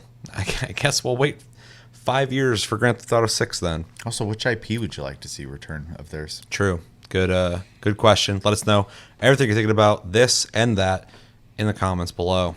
All right, moving forward, we got a short trailer that came out recently for a Robocop game called Rogue City, Robocop Rogue City. This is an official gameplay reveal trailer, and yeah, I've watched this already because I was like, they're making a Robocop game, but I wanted to get your thoughts on it because we're both, I mean, you're an older millennial than I am, but we're both millennials. I'm almost not one. We were young kids. And Robocop was a pretty popular thing when we were kids. So I feel like I watched plenty of Robocop, but I feel like I'm almost too young to care about too much. But yeah, it's really interesting that I think it's coming out in 2023. In 2023, there will be a Robocop first-person shooter finally, which I think is very interesting. It seems really weird to me that this is finally happening, but I don't mean to sound, I'm not like trying to sound negative. I'm just like, whoa, that's crazy. So yeah, I figure we'll watch this, and then I'd like to know what you think about it. Okay. So what do you think about Robocop in general? I think Robocop as a brand definitely is a product of its time. 100%. I still think they're fun movies to watch, but I don't think they translate well to modern day. I also get concerned when things that, specifically from like the 80s, early 90s get made now because they become so sterile because everyone's afraid of the hyper violence of that era. Yeah. So it might not feel the same. And Robocop was fucking violent. Very violent. Yeah. People getting their like hands blown off and shit. I'm very curious where this game's going to go. The only game he's even willing to do that kind of violence would be Doom. Yeah. And even they're kind of making their game more arcadey now. There's ultra violence and 80s like camp to Robocop as well, though, that like if you do make an ultra violent video game like that, anyone who's seen Robocop is just gonna be like, that works. Like it makes sense to me. One thing I will say though is I think Robocop as a brand would be more at home as a video game than a movie these days. Yeah, they did that remake like a long time ago, but I don't know how long ago that was, but and it was not that great. But I was like, this doesn't translate. Like, yeah, but it's such a product of its time. In a game, you can be as weird as you want, right? Because you're just trying to make a fun experience. Yeah, 100%. Not quite the same, but like when Far Cry 3 came out, everybody loved it, but then they made Blood Dragon, and it's just like this ridiculous neon 80s style story and theming or whatever, and people fucking loved it. Like in a game, no one cares. They're like, oh, this is dope. Yeah, you're just there for the fucking ride, My concern with this, and I've watched this, so I don't even remember. We'll see. Robocop like only walks. Yeah. So in FPS, that doesn't sound very cool to me. Agreed. We're just walking and shooting, but yeah, we'll find out. We should just watch this though, yes. And then we'll talk about it. So this is Robocop Rogue City. In 3, 2, 1, go. I also feel like he only walks because the 80s didn't have the same idea of robots we do. Yeah, we're like, robots move. Robotic. Yeah. But his gun in his leg was always fucking cool. That was dope as fuck, yeah. Disturbance? I'm a big fan. Now move. Oh, I think they got the same voice actor too. Or not voice actor, the actor. Oh, really? Doing the voice, yeah. That's pretty interesting. They didn't even have to do that. It looks pretty good. It does. Can you fly? Character models aren't that great, but the environment looked good. Yeah. Okay, I love that you can throw people and kick dumpsters at you. Yes, that's a lot more interactive than I was expecting. They're bloody. Okay. The gun also seems beefy, which I like. I love that thing's there. What the hell is this? Where is all the money? We all saw it hesitate in a Cutscenes life and death aside, situation. the gameplay looks pretty good, actually. I would trust this guy with my kids. I mean, if I had any. This was just an isolated glitch. Dead or alive, you are coming with me. Oh, he's so creepy still. Awesome. True. Yeah. So, what'd you think? I think they did a great job, actually. Yeah. I don't know if it's going to be a good game, but it felt like Robocop, so good on them. It definitely seems like it's made by fans of Robocop. Oh, for sure. I love that, they made sure to show the moment where the gun comes out of the leg. That's iconic. Like you said, like being able to kick a dumpster or pick up someone and chuck them, like that's awesome. Yeah, as soon as I saw that, I was like, there's not a lot of FPSs that like do shit like that anymore. Yeah. Where you can like do cool interactive environmental like kills and stuff like that. So I was like, okay, I haven't played an FPS in general that does that in so long that it seems kind of like dumb fun to me. Yeah, and then my concern about them being, weird about maybe being too bloody. It didn't look like crazy bloody, but they're still splattering when they get shot. So I don't know. I'm kind of curious, actually. Yeah, I'm on the same page. Actually, when I heard they're making a RoboCop game, first thing I thought was it like a mobile game?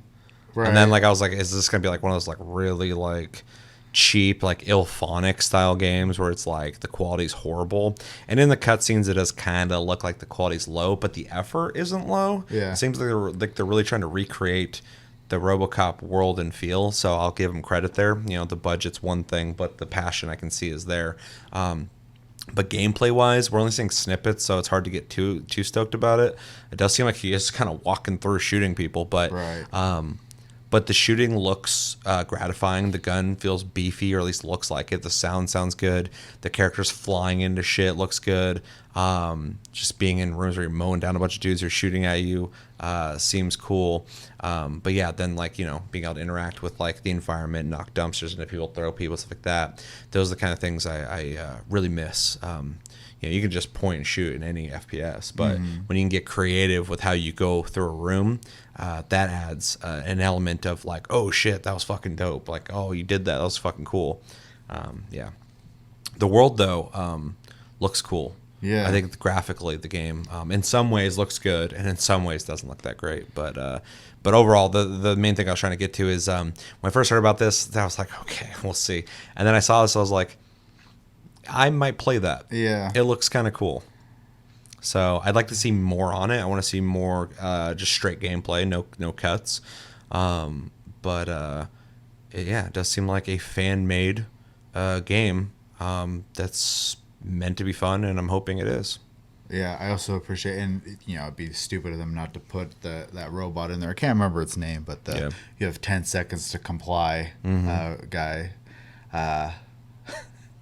I always fucking quote that still, so it's funny. Yeah. Anything else? No, I'm pleasantly surprised. Yeah. Do I think it's gonna be amazing? Not so much, but it looks like a fun game. So. Yeah, and I could be wrong, but somebody told me I think that it is the same guy playing RoboCop in the game from the movies. So that kind of attention to detail, but also passion to make sure to get him. Shows me that these guys are trying to make a cool RoboCop game. So, yeah, looking better than I think anyone really expected. I think overall. So, yeah. Let us know in the comments what do you guys think of Robocop Rogue City. Is it looking cool to you? Not looking cool to you? Are you a fan of Robocop? Are you not a fan of Robocop? And what would you want from a Robocop game? And yeah, let me know everything you're thinking about in the comments below when it comes to Robocop Rogue City. All right, the last video and segment of this Tasty Cast is Skull and Bones. It was revealed finally. So this game was announced in 2017, was supposed to come out in 2018, got delayed, and now it is finally coming out, I believe, in 2022. And we got this worldwide gameplay reveal we're going to watch. Apparently they're going all in and showing us everything. So there is no more like, I wonder what happened to Skull and Bones. I wonder what it's going to be like. What are they going to do? And yeah, we're going to watch it. I have already seen segments of this. I have not watched the whole thing. I have not got all the info. So this will be a lot of info for me. Although I do have a basic idea of what Skull and Bones is going to be. Yeah, I figure it'd be a good thing to talk about because this is a game that... was kind of a big announcement when it first got showed off and kind of just faded into obscurity because Ubisoft didn't know what they're fucking doing with this game. So yeah. Yeah. And for anybody who hasn't seen this yet or hasn't heard of Skull and Bones, it's a pirate ship game where it's like just pirate ship combat, stuff like that. Very similar to another Ubisoft game, but like... Assassin's Creed Black Flag had a ship combat that people talked about more than the fucking game when it came out. I remember back then people were like, dude, the ship combat's awesome. I'm like, in Assassin's Creed? And they're like, yeah, dude. And I'm like, why? Yeah, I mean, that's good. I'm glad it's good, but like... It's kind of a weird thing to say. It's a weird thing. The IP, yeah. Yeah. So back then it made way more sense when they announced this. I'm like, oh yeah, everybody loved the ship combat back then. Like, fucking make a game out of it. But like now it's been so long, it's like they got ship combat down like back then, but it's been a while. So is it enough anymore? We'll find out. Do you have any thoughts before we start watching all this? I admittedly am not like super interested currently. That could change. Yeah. In this, but I do remember early on it looked kind of like just a ship v ship battle game in the very early footage they showed, and then I think later footage it was a little more expansive. Well, I remember our journey on this channel with Skull and Bones, and when it was first announced, me and you weren't into it at all. Yeah, we're like, yeah, it's not really for us, it's just a versus game. Right. And then later when they reintroduced it, but it's been reworked since then. Me and you were like, oh, okay, this looks like interesting now because it looked like they're starting to add some more deeper elements to it. Something more akin to like Sea of Thieves. Yeah. Now I don't know where it's at for sure fully. So I think because of the length of time and the almost like unsure what we're making feeling I keep getting from this game, I just like put it in the back of my head. I was like, whatever. Like it'll come out eventually, and maybe it'll be good, maybe it won't. And that was kind of like the end of it. So we'll see. I have very low expectations, so that is a good place for my brain to be for it, because then, maybe I could actually be surprised. Yeah. So this is a 48-minute video. We're probably not going to watch the full 48 minutes because half of it is just raw gameplay, which we will watch some of it, but I don't think we're going to sit and watch the whole thing. So we're going to get the info parts of it and then watch some gameplay, and then we will discuss it. So... yeah, we should probably jump into this because it's a long sit. Okay. All right, this is Skull and Bones worldwide gameplay of reveal full presentation in 3, 2, 1, and go.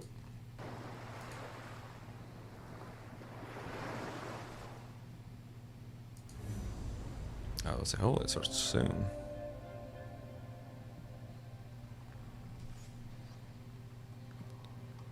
Starting off with a trailer. Society has rules.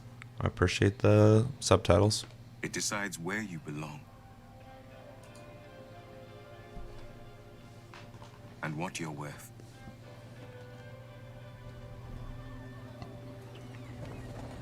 But you can be a pirate. You can chart a new course.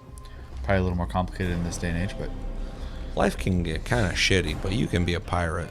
That'll fix it.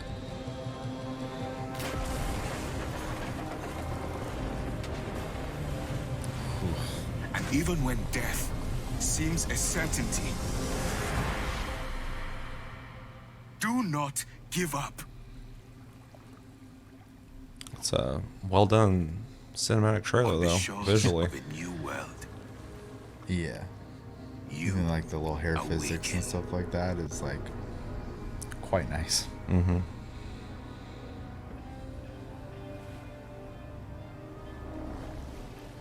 More determined than ever to carve a life of your choice. Got a little boat. Fighting under Got a bigger our boat. own flag, we will take what's ours.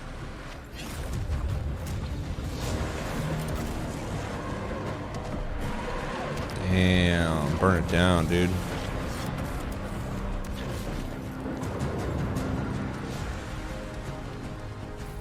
Together, we will take on the world.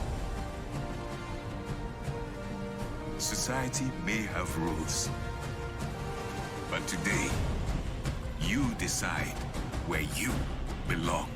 Okay. And what you're I'll do that. worth.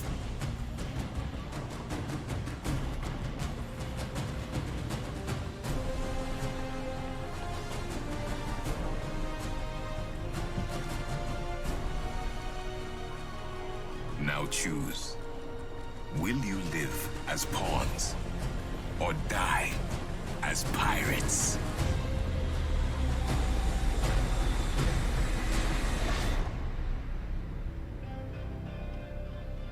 Unless you download an Ubisoft game for free via certain websites, then not long-live piracy. Live as a pawn or die as a pirate? You best believe it's the pirate's life for me. My name is Yusuf, and welcome to the worldwide gameplay reveal of Corporate Skull and employee Bones. number, blah, blah, And blah, oh blah. yes, we do have a launch date. The game is coming It is all November the 8th, Ubisoft stuff now. 2022.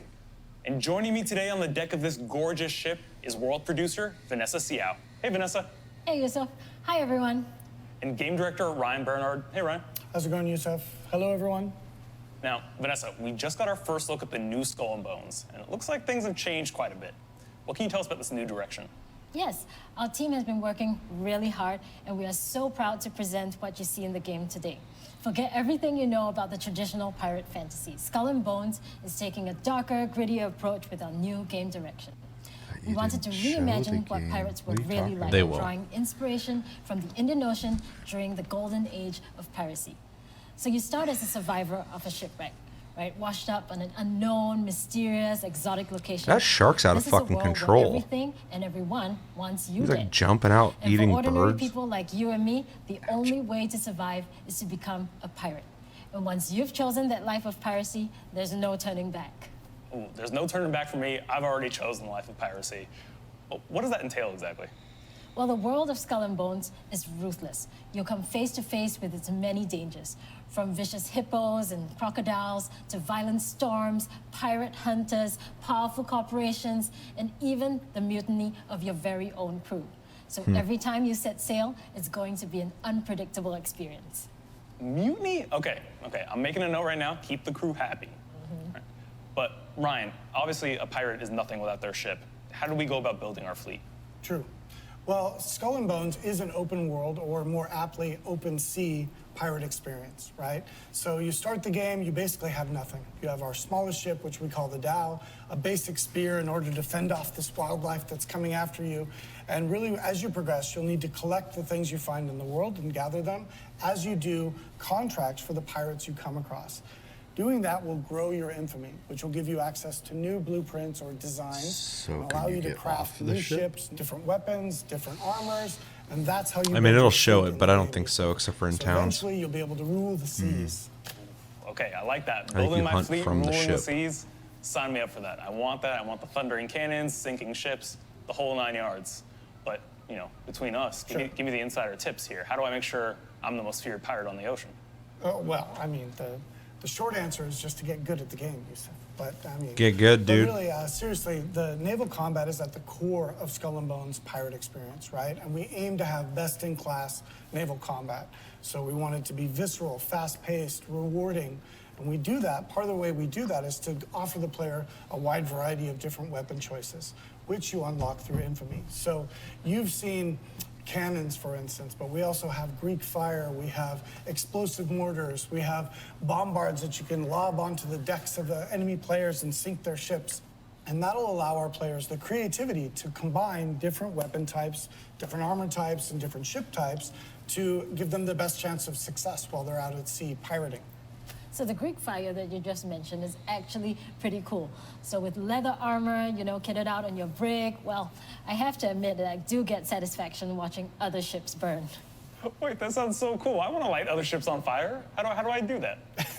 Okay, so as our pyromaniac has explained here, the Greek fire is one of the weapons you have. This also, the ships you mentioned, It's yeah, and so the armor are things that you fucking. unlock I mean, I'm getting through info, so I'm listening, gaining but infamy in our progression system. So I hate how of they're course, like trying to come off pirates like, were all about oh, their we're name, just right? we're just You're chatting, dude. nobody We're having a good without your time. name. And our progression system is the same. We call it infamy. So as you have success in the game and you progress, and your name is going to be known throughout the Indian Ocean, and pirates from further and further away are going to want to offer you more and more dangerous jobs with bigger and bigger payout, which will give you access to better rewards in the game. So the name of the game is Raise Your Infamy, and you'll have better opportunities.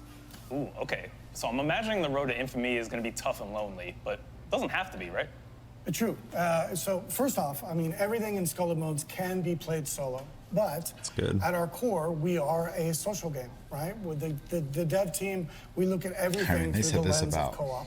We want to ensure that things like taking on the big pirate hunters or privateers, or taking on a fort in the game is more rewarding and actually easier when you play with other players. Playing that solo is probably not the best idea. So we can say that really the best way to play Skull and Bones is with friends.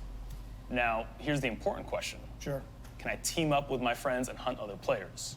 Yeah, we can team up against Ryan.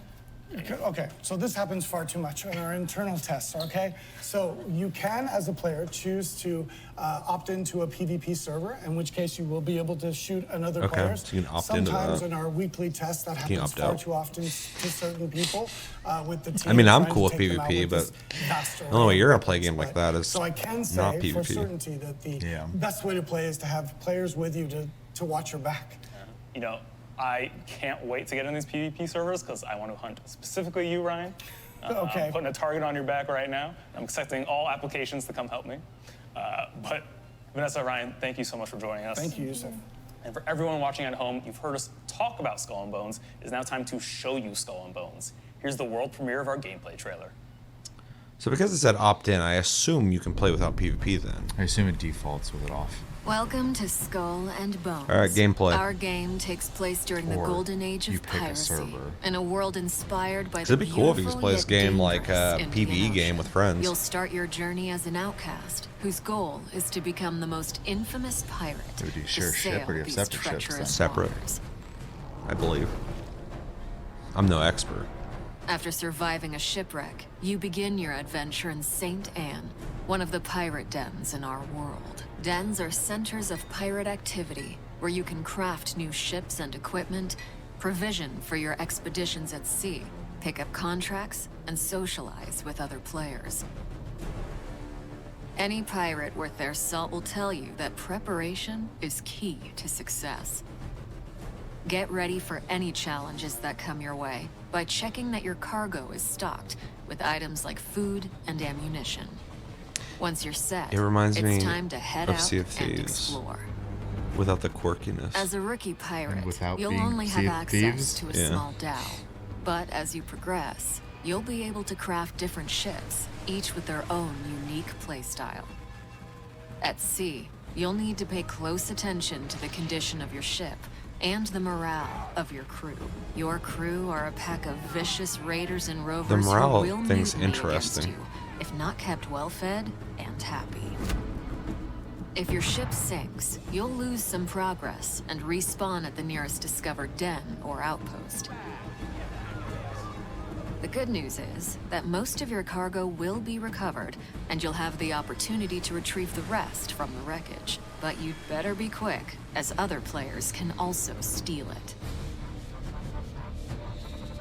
It's kind of fucked. As a pirate captain, Your reputation is everything, and our game tracks this through infamy. The higher your infamy, the more things you unlock opportunities it you'll there get. at the bottom there. One of the many ways to grow your infamy is to take up contracts. These are deals that you can make with other pirates in the world. Contracts can have great rewards if you're successful, or costs if you fail. You can also gain infamy by completing other activities, such as exploration, plundering, treasure hunts, investigations, dynamic events, and much more. You can undertake these either solo or with other players. The world of Skull and Bones is filled with riches and resources that you'll be able to gather as you explore. That's Lagoons weird. and rivers are teeming with dangerous wildlife that you can Just park hunt the for boat and animal fucking skins saw a tree and down meat. from the boat. Yeah. You'll also be able to harvest a variety of raw materials, such as ore and wood, that can be refined and used for crafting. Crafting is an essential activity for you to progress as an infamous pirate. Obtain blueprints and use your refined resources to craft stronger ships, weapons, and armors. In Skull and Bones, ships serve many different purposes. Cargo ships are slower, but useful if you need to transport large volumes of loot. Navigation ships Look at sail that faster, fucking shit. but have less cargo That's spikes space all over and it. lower hull HP. Firepower ships have more gun ports, allowing you to deal higher damage, but are more challenging to maneuver. Similarly, you can craft a wide array of unique weapons and armors, from Greek fires to giant ballistae, to rocket launchers and mortars, as well as different armor types, which have varying strengths and weaknesses against incoming attacks. With your new fleet and growing arsenal, create a loadout. A lot of this based stuff on I your think sounds personal cool, but I feel like it's kind of playstyle missing the to mark become in a some force places of too. destruction. Yeah, I think when it comes to like the ship itself and the customization of the ship and Out in the open focus ocean, on opportunities sailing and the and combat threats aspect, are I think they abundant. got Use your really good ideas spyglass there. to identify I think the lucrative gameplay trade loop routes or wealthy sounds merchant ships, a little and boring, assess to be your honest. prey's cargo and firepower. Strategize a plan of attack based on I your also, opponent's if you defenses are and take alone on your advantage of ship, their weak points to deal and more co-op damage. is just another ship. Sinking your I foes don't from think that's afar super interesting rewards you with personally. only a portion of their cargo, as some of it will be lost to the depths. Getting in close to execute a boarding maneuver will help maximize your gains. But beware, you can turn from predator to prey in a heartbeat if you attract the unwanted attention of privateers, the merciless pirate hunters that patrol the seas. If you enjoy the thrill of the hunt, you can also seek out other players and rain terror on them. Such PvP battles are high-stakes activities that can be rewarding if you emerge victorious. From your spoils of battle, personalize your individual look with outfits that command respect. 2 years in, your character's gonna have a You drone can also flying over select from him, a with a multitude sci-fi of ship outfit or bunny customization suit. options to instill fear in your enemies.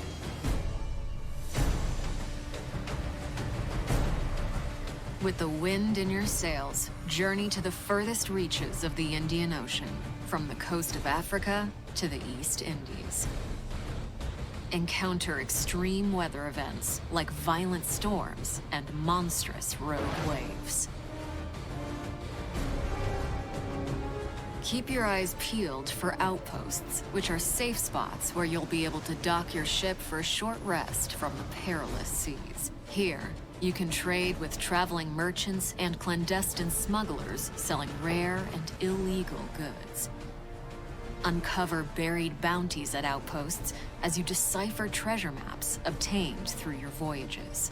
Although all the content in Skull and Bones can be done solo, you might enjoy ruling the seas with your friends. While sailing, you can also easily invite It's a other cool, pirates you encounter emote to group to up, shoot fireworks up. synergize Yeah. your different playstyles, ships, and weapons to defeat deadlier enemies. As you grow stronger, Take on more difficult challenges, such as attacking forts and plundering settlements. And if See, that you're sounds bold fun to do enough, with friends, like engage attacking in a fort like dynamic that. events, like taking down heavily laden merchant ships and their fleet of warship escorts. Now, it's up to you to write your own story. Remember, there is no one path to follow. No one way. It would be cool though if you could like. I mean, of course, if you start the game, you probably have to have a ship, but it would be cool to like be able to board somebody else's ship and work on, you know, something on there. Yeah. I don't know if you're gonna be able to freely walk around it, but they're not very clear about that. But Okay, at least that shoot was a while the lot. other person's Did you get driving. it all? Let's recap. We got pirate dens, crafting, customization, naval combat, tons of ships and weapons, infamy, co-op, PvP, world events, and so much more. And that's not it, y'all. Here to give us a sneak peek of what to expect from Skull and Bones post-launch is our game's quest director, Terry Hahn. Hey, Terry. That's not Hello, it, Youssef. y'all. Hello, everybody. Now, Terry, what can we expect from Skull and Bones post-launch? Well, as a live multiplayer game, our team is dedicated to deliver the best open-world pirate experience for our players. With the Skull and Bones team, we are committed to provide fresh new content, not just in the coming months, but for many years to come. After release, we will have a Ubisoft lineup is of new fucking content. hungry and for a these are all fucking free games for as a our service players. game to stick. These include in-game war events Yeah, ranging that's all from they care bigger, about. They're like, dailier please, challenges that you just can keep take as playing a our group, game forever. to Siege smaller is the only team one we got events, going on. Ships, weapons, furniture, and many more. Ooh, free content for all players. I love to hear that, Terry. Tell me a little bit more No, about you these don't. challenges. Yeah, So you you can want expect to fucking not just Ubisoft to engage with the thrive, local dude. You factions, want that but money. also with big corporations like the company Royale, who has really strong bombard weapons. So you really need to watch out for that. Aside from that, you also work with kingpins to smuggle and steal valuable cargoes, or even go on a raid with your friends to a nearby settlement or fort, or even engage with dynamic events where you can board merchant ships stealing valuable cargoes along the trade routes. Ooh, okay, it sounds like there's a ton of content coming post-launch. I can't wait to get my hands on it. Terry, thank you so much for joining us. Thank you, Youssef. And to everyone watching, don't go anywhere. There's still a ton of content coming in our post-show. But before then, we're going to check in with our community developer, Alexi Cretin, who's going to introduce us to the official community live stream, The Deck. Thank you, Youssef, and thank you so much to all of you for being here with us today. Over the past few months, we've been working very closely with our community to refine our game, and as we gear up to launch, we'll be doing more of this. We will have hands-on opportunities in the coming months, so register your interest at our website, skullandbonesgame.com. Speaking of which, the Insider program is also in full swing. If you like what you saw today and want to help us, Bro, sign up. let's just get All to you the have to do to gameplay, get dog. selected is play the game Not regularly, today. and if you want, Just show me share the your Skull and feedback. Bones. Last but not least, today we're also kicking off the deck. Well, I was talking about this though. We Our were kind of official touched on it. I think the ship want to bring the combat people element behind of the the game game, direct the to core you. concept of this Think game has been streamers, since YouTubers, 2017, role players, community leaders, meet and chat unsurprisingly with our looks good developers, our artists, because that's our what they producers. started with. Basically, all the people Upgrading who your work their boat, magic on this upgrading game your ship, and can't wait to upgrading your character, That's happening the right now in combat Bayern as the itself, first guest, the so stay traversal tuned over and the enjoy. waves, all that stuff they've had down since Black Flag, so it looks good. It seems like at some point though they're looking at Sea of Thieves and they went like, well, it's kind of cool that you can go like look for chests, secret treasures and collect certain things, and we should have resource gathering and shit. So they, kind of threw that on later. So now it's just like drive your boat up to the fucking shore, look at something, and saw a tree down, saw a tree down. You're not getting off the boat because we never built the game for that, but. We put a tree model there, and you can look at it, and get a sawing animation, get the resources from it. It's like a node essentially, and then there's things in the water like wildlife to hunt, and I'm sure you use those resources for upgrades. But you just hold a spear and look into the water and hit them. It all seems kind of added on later. Like we got to have these long-term elements that you're gonna be grinding and looking for resources and shit. So, and I'll do that stuff, but it's not exciting to me. We are actually playing Skull and Bones. So, yeah, we are going to take a contract, one of our quests, if you will, to I think go. if all you're looking for is like a ship combat game with PvP in it, this is gonna be it. I think it's gonna be good for that. Yeah, I think plunder one of their settlements. So I'm going to game just outside rolling of through the PvP den though. here, I'm full of different pirates, I'm some really other just not players. sold on it. Yeah. I think I am And sold enough to. I'm gonna buy I'm gonna it. go to the carpenter I here, want you to check can this see by out, his but I don't thing, think I'm he's gonna got a be in love contract with it. available for But it does me, seem so I like can if I check know it some out. people who are gonna be also into this kind of game, It seems like a game I'd like to play with friends. So, I mean, Sea of Thieves was fun with friends, but Sea of Thieves feels a little more involved. It's less systematic than this game. This game is like, get your boat ready, go fucking fight shit with your boat. Ship. I keep saying fucking boat. But Sea of Thieves, it's be a pirate in our sandbox and play as you want, and it's a completely different vibe. So I hate to compare them so much, but they're kind of similar. Yeah, I think Sea of Thieves has a better idea in my brain of like the pirate life, but I think it is very simplistic in its gameplay. Versus like this seems like has more complicated systems, but there are less of them, and you're restrained to your ship outside of the hub. I almost wish they were blended together. Yeah, I would love features from this and fucking Sea of Thieves. Well, and then this is more like my visual style. I'm not really into the cartoony look of Sea of Thieves that much. Yeah, it looks like a good-looking game. Like, it's an Ubisoft game, so it's got good like animations. The hub he's at right now is like populated and looks legit. And then the stream quality is not great, but I can tell like the waves and stuff. I've seen prior Ubisoft games what they can do with ships and combat and ocean stuff, and this is a newer game, so it looks good. All the waves and shit, like they got it down. So I think I'm set up for the Brigantine, which is one of our medium navigation ships. It's good for it just feels like it's like lacking certain things. Well, I'll take that. I think you're set up with the firepower, the big boy, right? So I've got the brig. I think it's pretty heavy. Yes. I do appreciate that Ubisoft will every once in a while try something like this out, though, like For Honor. It's for specific people. Oh yeah.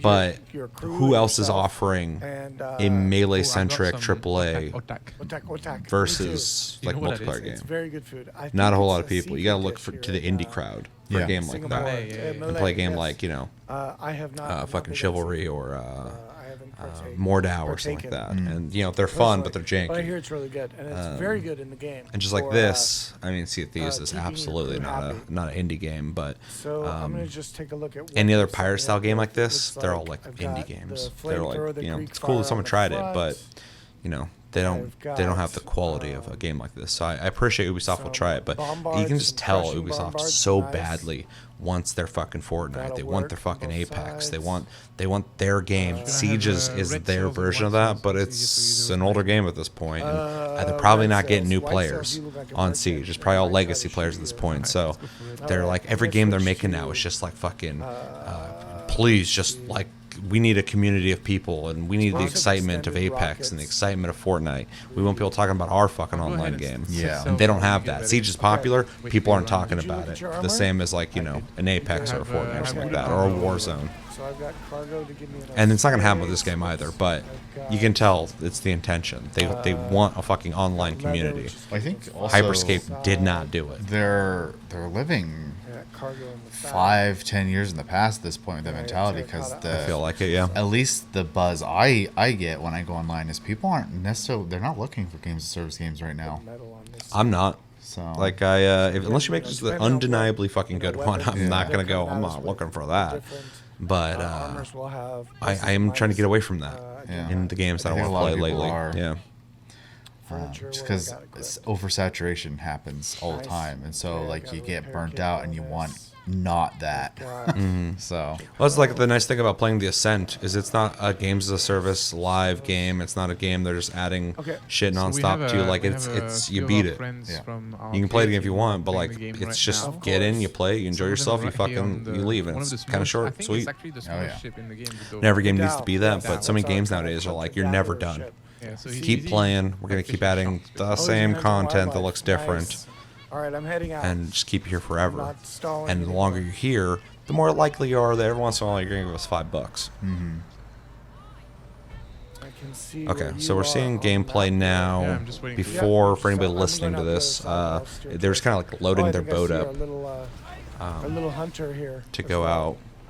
Captain Wibbles taking out some sharks. I'm not exactly sure how they're moving the camera so quickly, but it does seem like you just kind of warp to a first-person view of the the steering thing. I forgot what the fuck they're called. And but you can warp up to the crow's nest and look around from there. But it doesn't seem like you have. I'm gonna head across. It doesn't seem like you're moving around the ship. Yeah, you're just teleporting to positions. Yeah.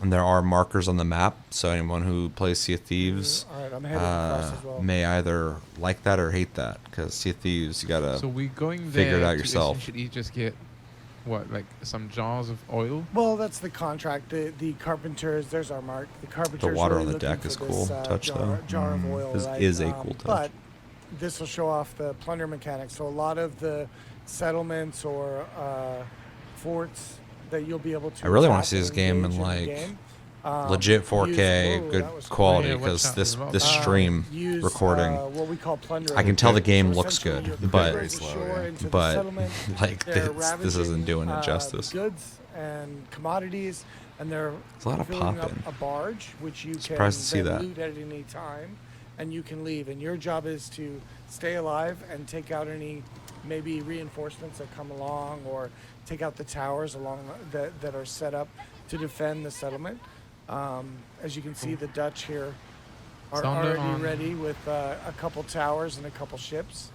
So on the way back, we probably need to be careful, because I think these are some of the other players doing some PvP over there. What's that? Oh, they're PvP over there? Yeah, I think you passed right by them, right? There was, I did. I was focused on talking about the plunder.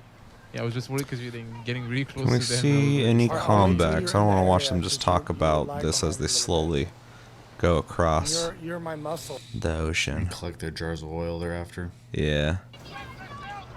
Okay, so it seems like we're getting combat now. Okay, there's more coming. I want to attack him. Sea swabby. Over. This also feels like it's a AAA version of like World of Tanks.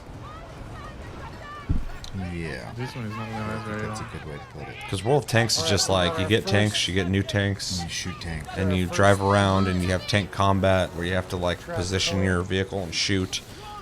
You're still going at it over there. So some kind of animation is happening. They boarded the ship. Should repair. I mean, it looked cool, like the. Oh, you're flooding Yeah, but as it well? was a fucking cutscene. Yeah, it's quite dangerous if you do it at the wrong time, right? Yes. But I think Yeah, it kind of reminds me of like when we're playing like I Good thing I can't do don't know if they all damage. have it, If you're in the red but circles, well, you any can FPS break. where like you can just go up behind someone, hold the melee button, and they do an animation to kill them, or take their dog tags or something. That kind of seems like that's what that is. Burn them a little bit. Why is there's so much UI on the water? It's Ubisoft. Jesus I also was wondering, I'm like, dude, it's kind of busy. Like, I don't know what the fuck is Sail away, or your plunder will going stop. on. Giant yellow. Especially with how small the screen is, and like, there's barely any room to see through. And then all the red marks are showing up all of a sudden. Like, you don't need all that. Come on. Look at that. Ubisoft is definitely a company that decided They're at some trying to point drag they us need to out be of the like Thunder Roll. I don't inclusive think and so. like I make think sure some that everyone are, can play their games, and so their reinforcements coming UIs in, reflect some that, are and like Dutch that we are need to in make the sure people area, cannot so be confused, they're not and they all do gonna it so come much in. that it almost makes it confusing. That's part of it. Oh, There's so yeah. much shit on the Brace, fucking brace, screen. brace. I want to finish burning this one. That guy sounded really enthusiastic. I think I got out I'm of the gonna area. burn this one. You didn't get back in time? I'm still No, in. I'm okay. I mean, I got out of. So this is the worst part. murder The area. concept and everything I've seen so far has been really cool. This combat is kind of underwhelming to me. Yeah, I think we're doing good. It seems like they're just driving into each other.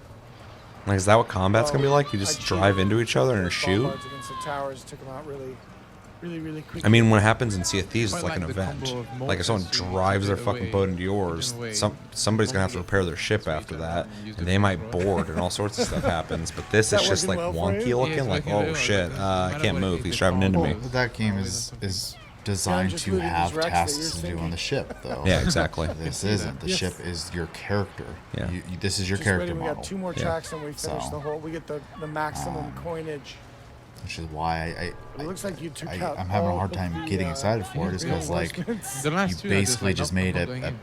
PvP game where your I've seen the character others, is the I've seen what ship happens instead to of them. you being an I'm not actual going like So, member of they the can't ship. draw us out. Mm-hmm. Right, I'm gonna go over here And see that what's over here. might be exciting for some. I'm not saying Maybe people some of can't enjoy our, that, but for me, some it's other not a very players are exciting helping us prospect. out with some of the I'm not trying to reinforcements. just be the that's ship. why. I'd rather be one. Like I hate driving in games, True. for example. Oh, Yeah. I'd rather be okay, we've got more, fixing the ship or loading the Yeah, cannon, yeah. shooting the cannon, something like that. Mhm. I think that's a more fun thing to do. Finally.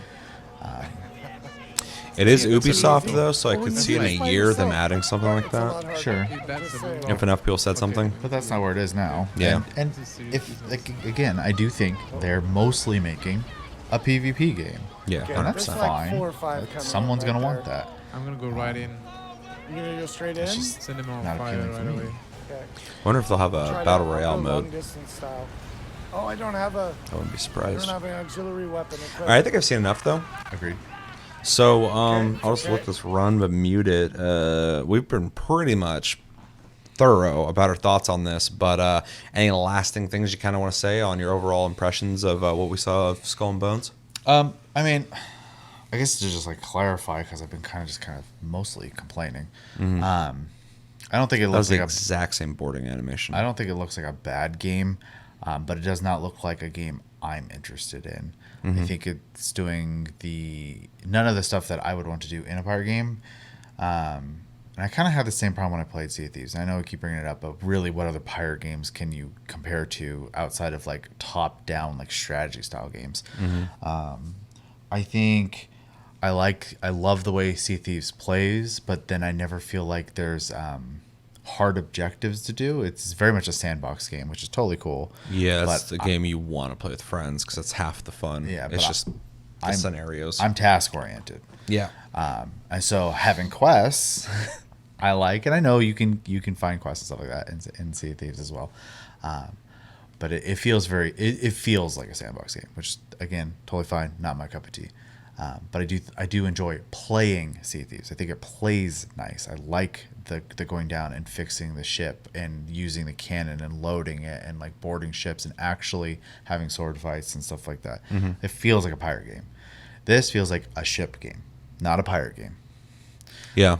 Yeah, true. That's why when I brought up the World Tank things, I'm like, this feels like more of that kind of game. Yeah. Or even like if you're in a spaceship and it's just space combat, where Mhm. you and your friends are a fleet of ships flying around fighting other things, but that's all you do. Yeah. That's what this game kind of feels like. For sure. But PvP centric. Even though they made it sound like you're going to be able to do PvE content, it was built for the PvP. Yeah. So I think it's interesting. I do think, they're doing something that, honestly, I don't think exists. So, good for that. But I think it's a pass for me. So. Yeah, fair. Yeah, I think it looks cool enough. It doesn't look like something that's like super interesting. It doesn't seem like it's something I'm going to put a lot of investment into unless I play with friends and we're just having a fun enough time. Then I could see myself continuing to play it because it's got upgrades, it's got real progression, so that's stuff that's going to keep me around. The cosmetic stuff is a nice touch, nice. Oh, now I look like this, but like you said already, the ship is the star of the game, not your character, and so. It'll be interesting for social reasons to have your character dressed up a certain way, but it's all about your ship when it comes to gameplay. But yeah, it seems like a game I would definitely play, but the gameplay loop, I don't know how much fun it's going to be. The combat is impressive in every way outside of how sloppy it seems to be conducted. I think the animations look great. I thought it was cool that when he got near a ship earlier and he did a move, it zoomed into his crew and they're all throwing Molotovs. So it's not even just shooting cannons. Like you have moves, but they've creatively made it into your crew doing the moves as well. So I think that's really neat. But then when I'm watching them in practice, actually just driving into each other, driving into rocks, and there's just shit happening everywhere, and the guy's just like, "Oh, I think something happened. Oh, I'm taking damage." Blah blah blah. It just seems like a lot, especially with the UI, like you mentioned earlier. It's fucking busy as shit, and yeah, it's just visually kind of unappealing. All the shit happening. It feels less like when you play Sea of Thieves. Bring it up again. You're there for every fucking cannonball you shoot. Yeah. You got to load the fucker. You got to get it ready. You got to take aim. You fire it. You miss, but now you have an idea of the next cannonball. And then the whole time you're doing that, the other guy you're shooting is either trying to get away from you or he's priming his shit and shooting at you. And it's like you're there for every shot. You're there for every fucking like movement. And this game doesn't have to be that, but it's very different feeling or looking. I haven't played it. Where it does feel like you're just spamming moves and just it almost feels like an FPS. Just like throw a grenade, fucking do this move, call in this thing. Like it's hectic as shit feeling, but could still be fun. So yeah, definitely more of a game in my wheelhouse that I would play. But even for me, I it's more so a strong curiosity on if I'm gonna like it or not. But yeah.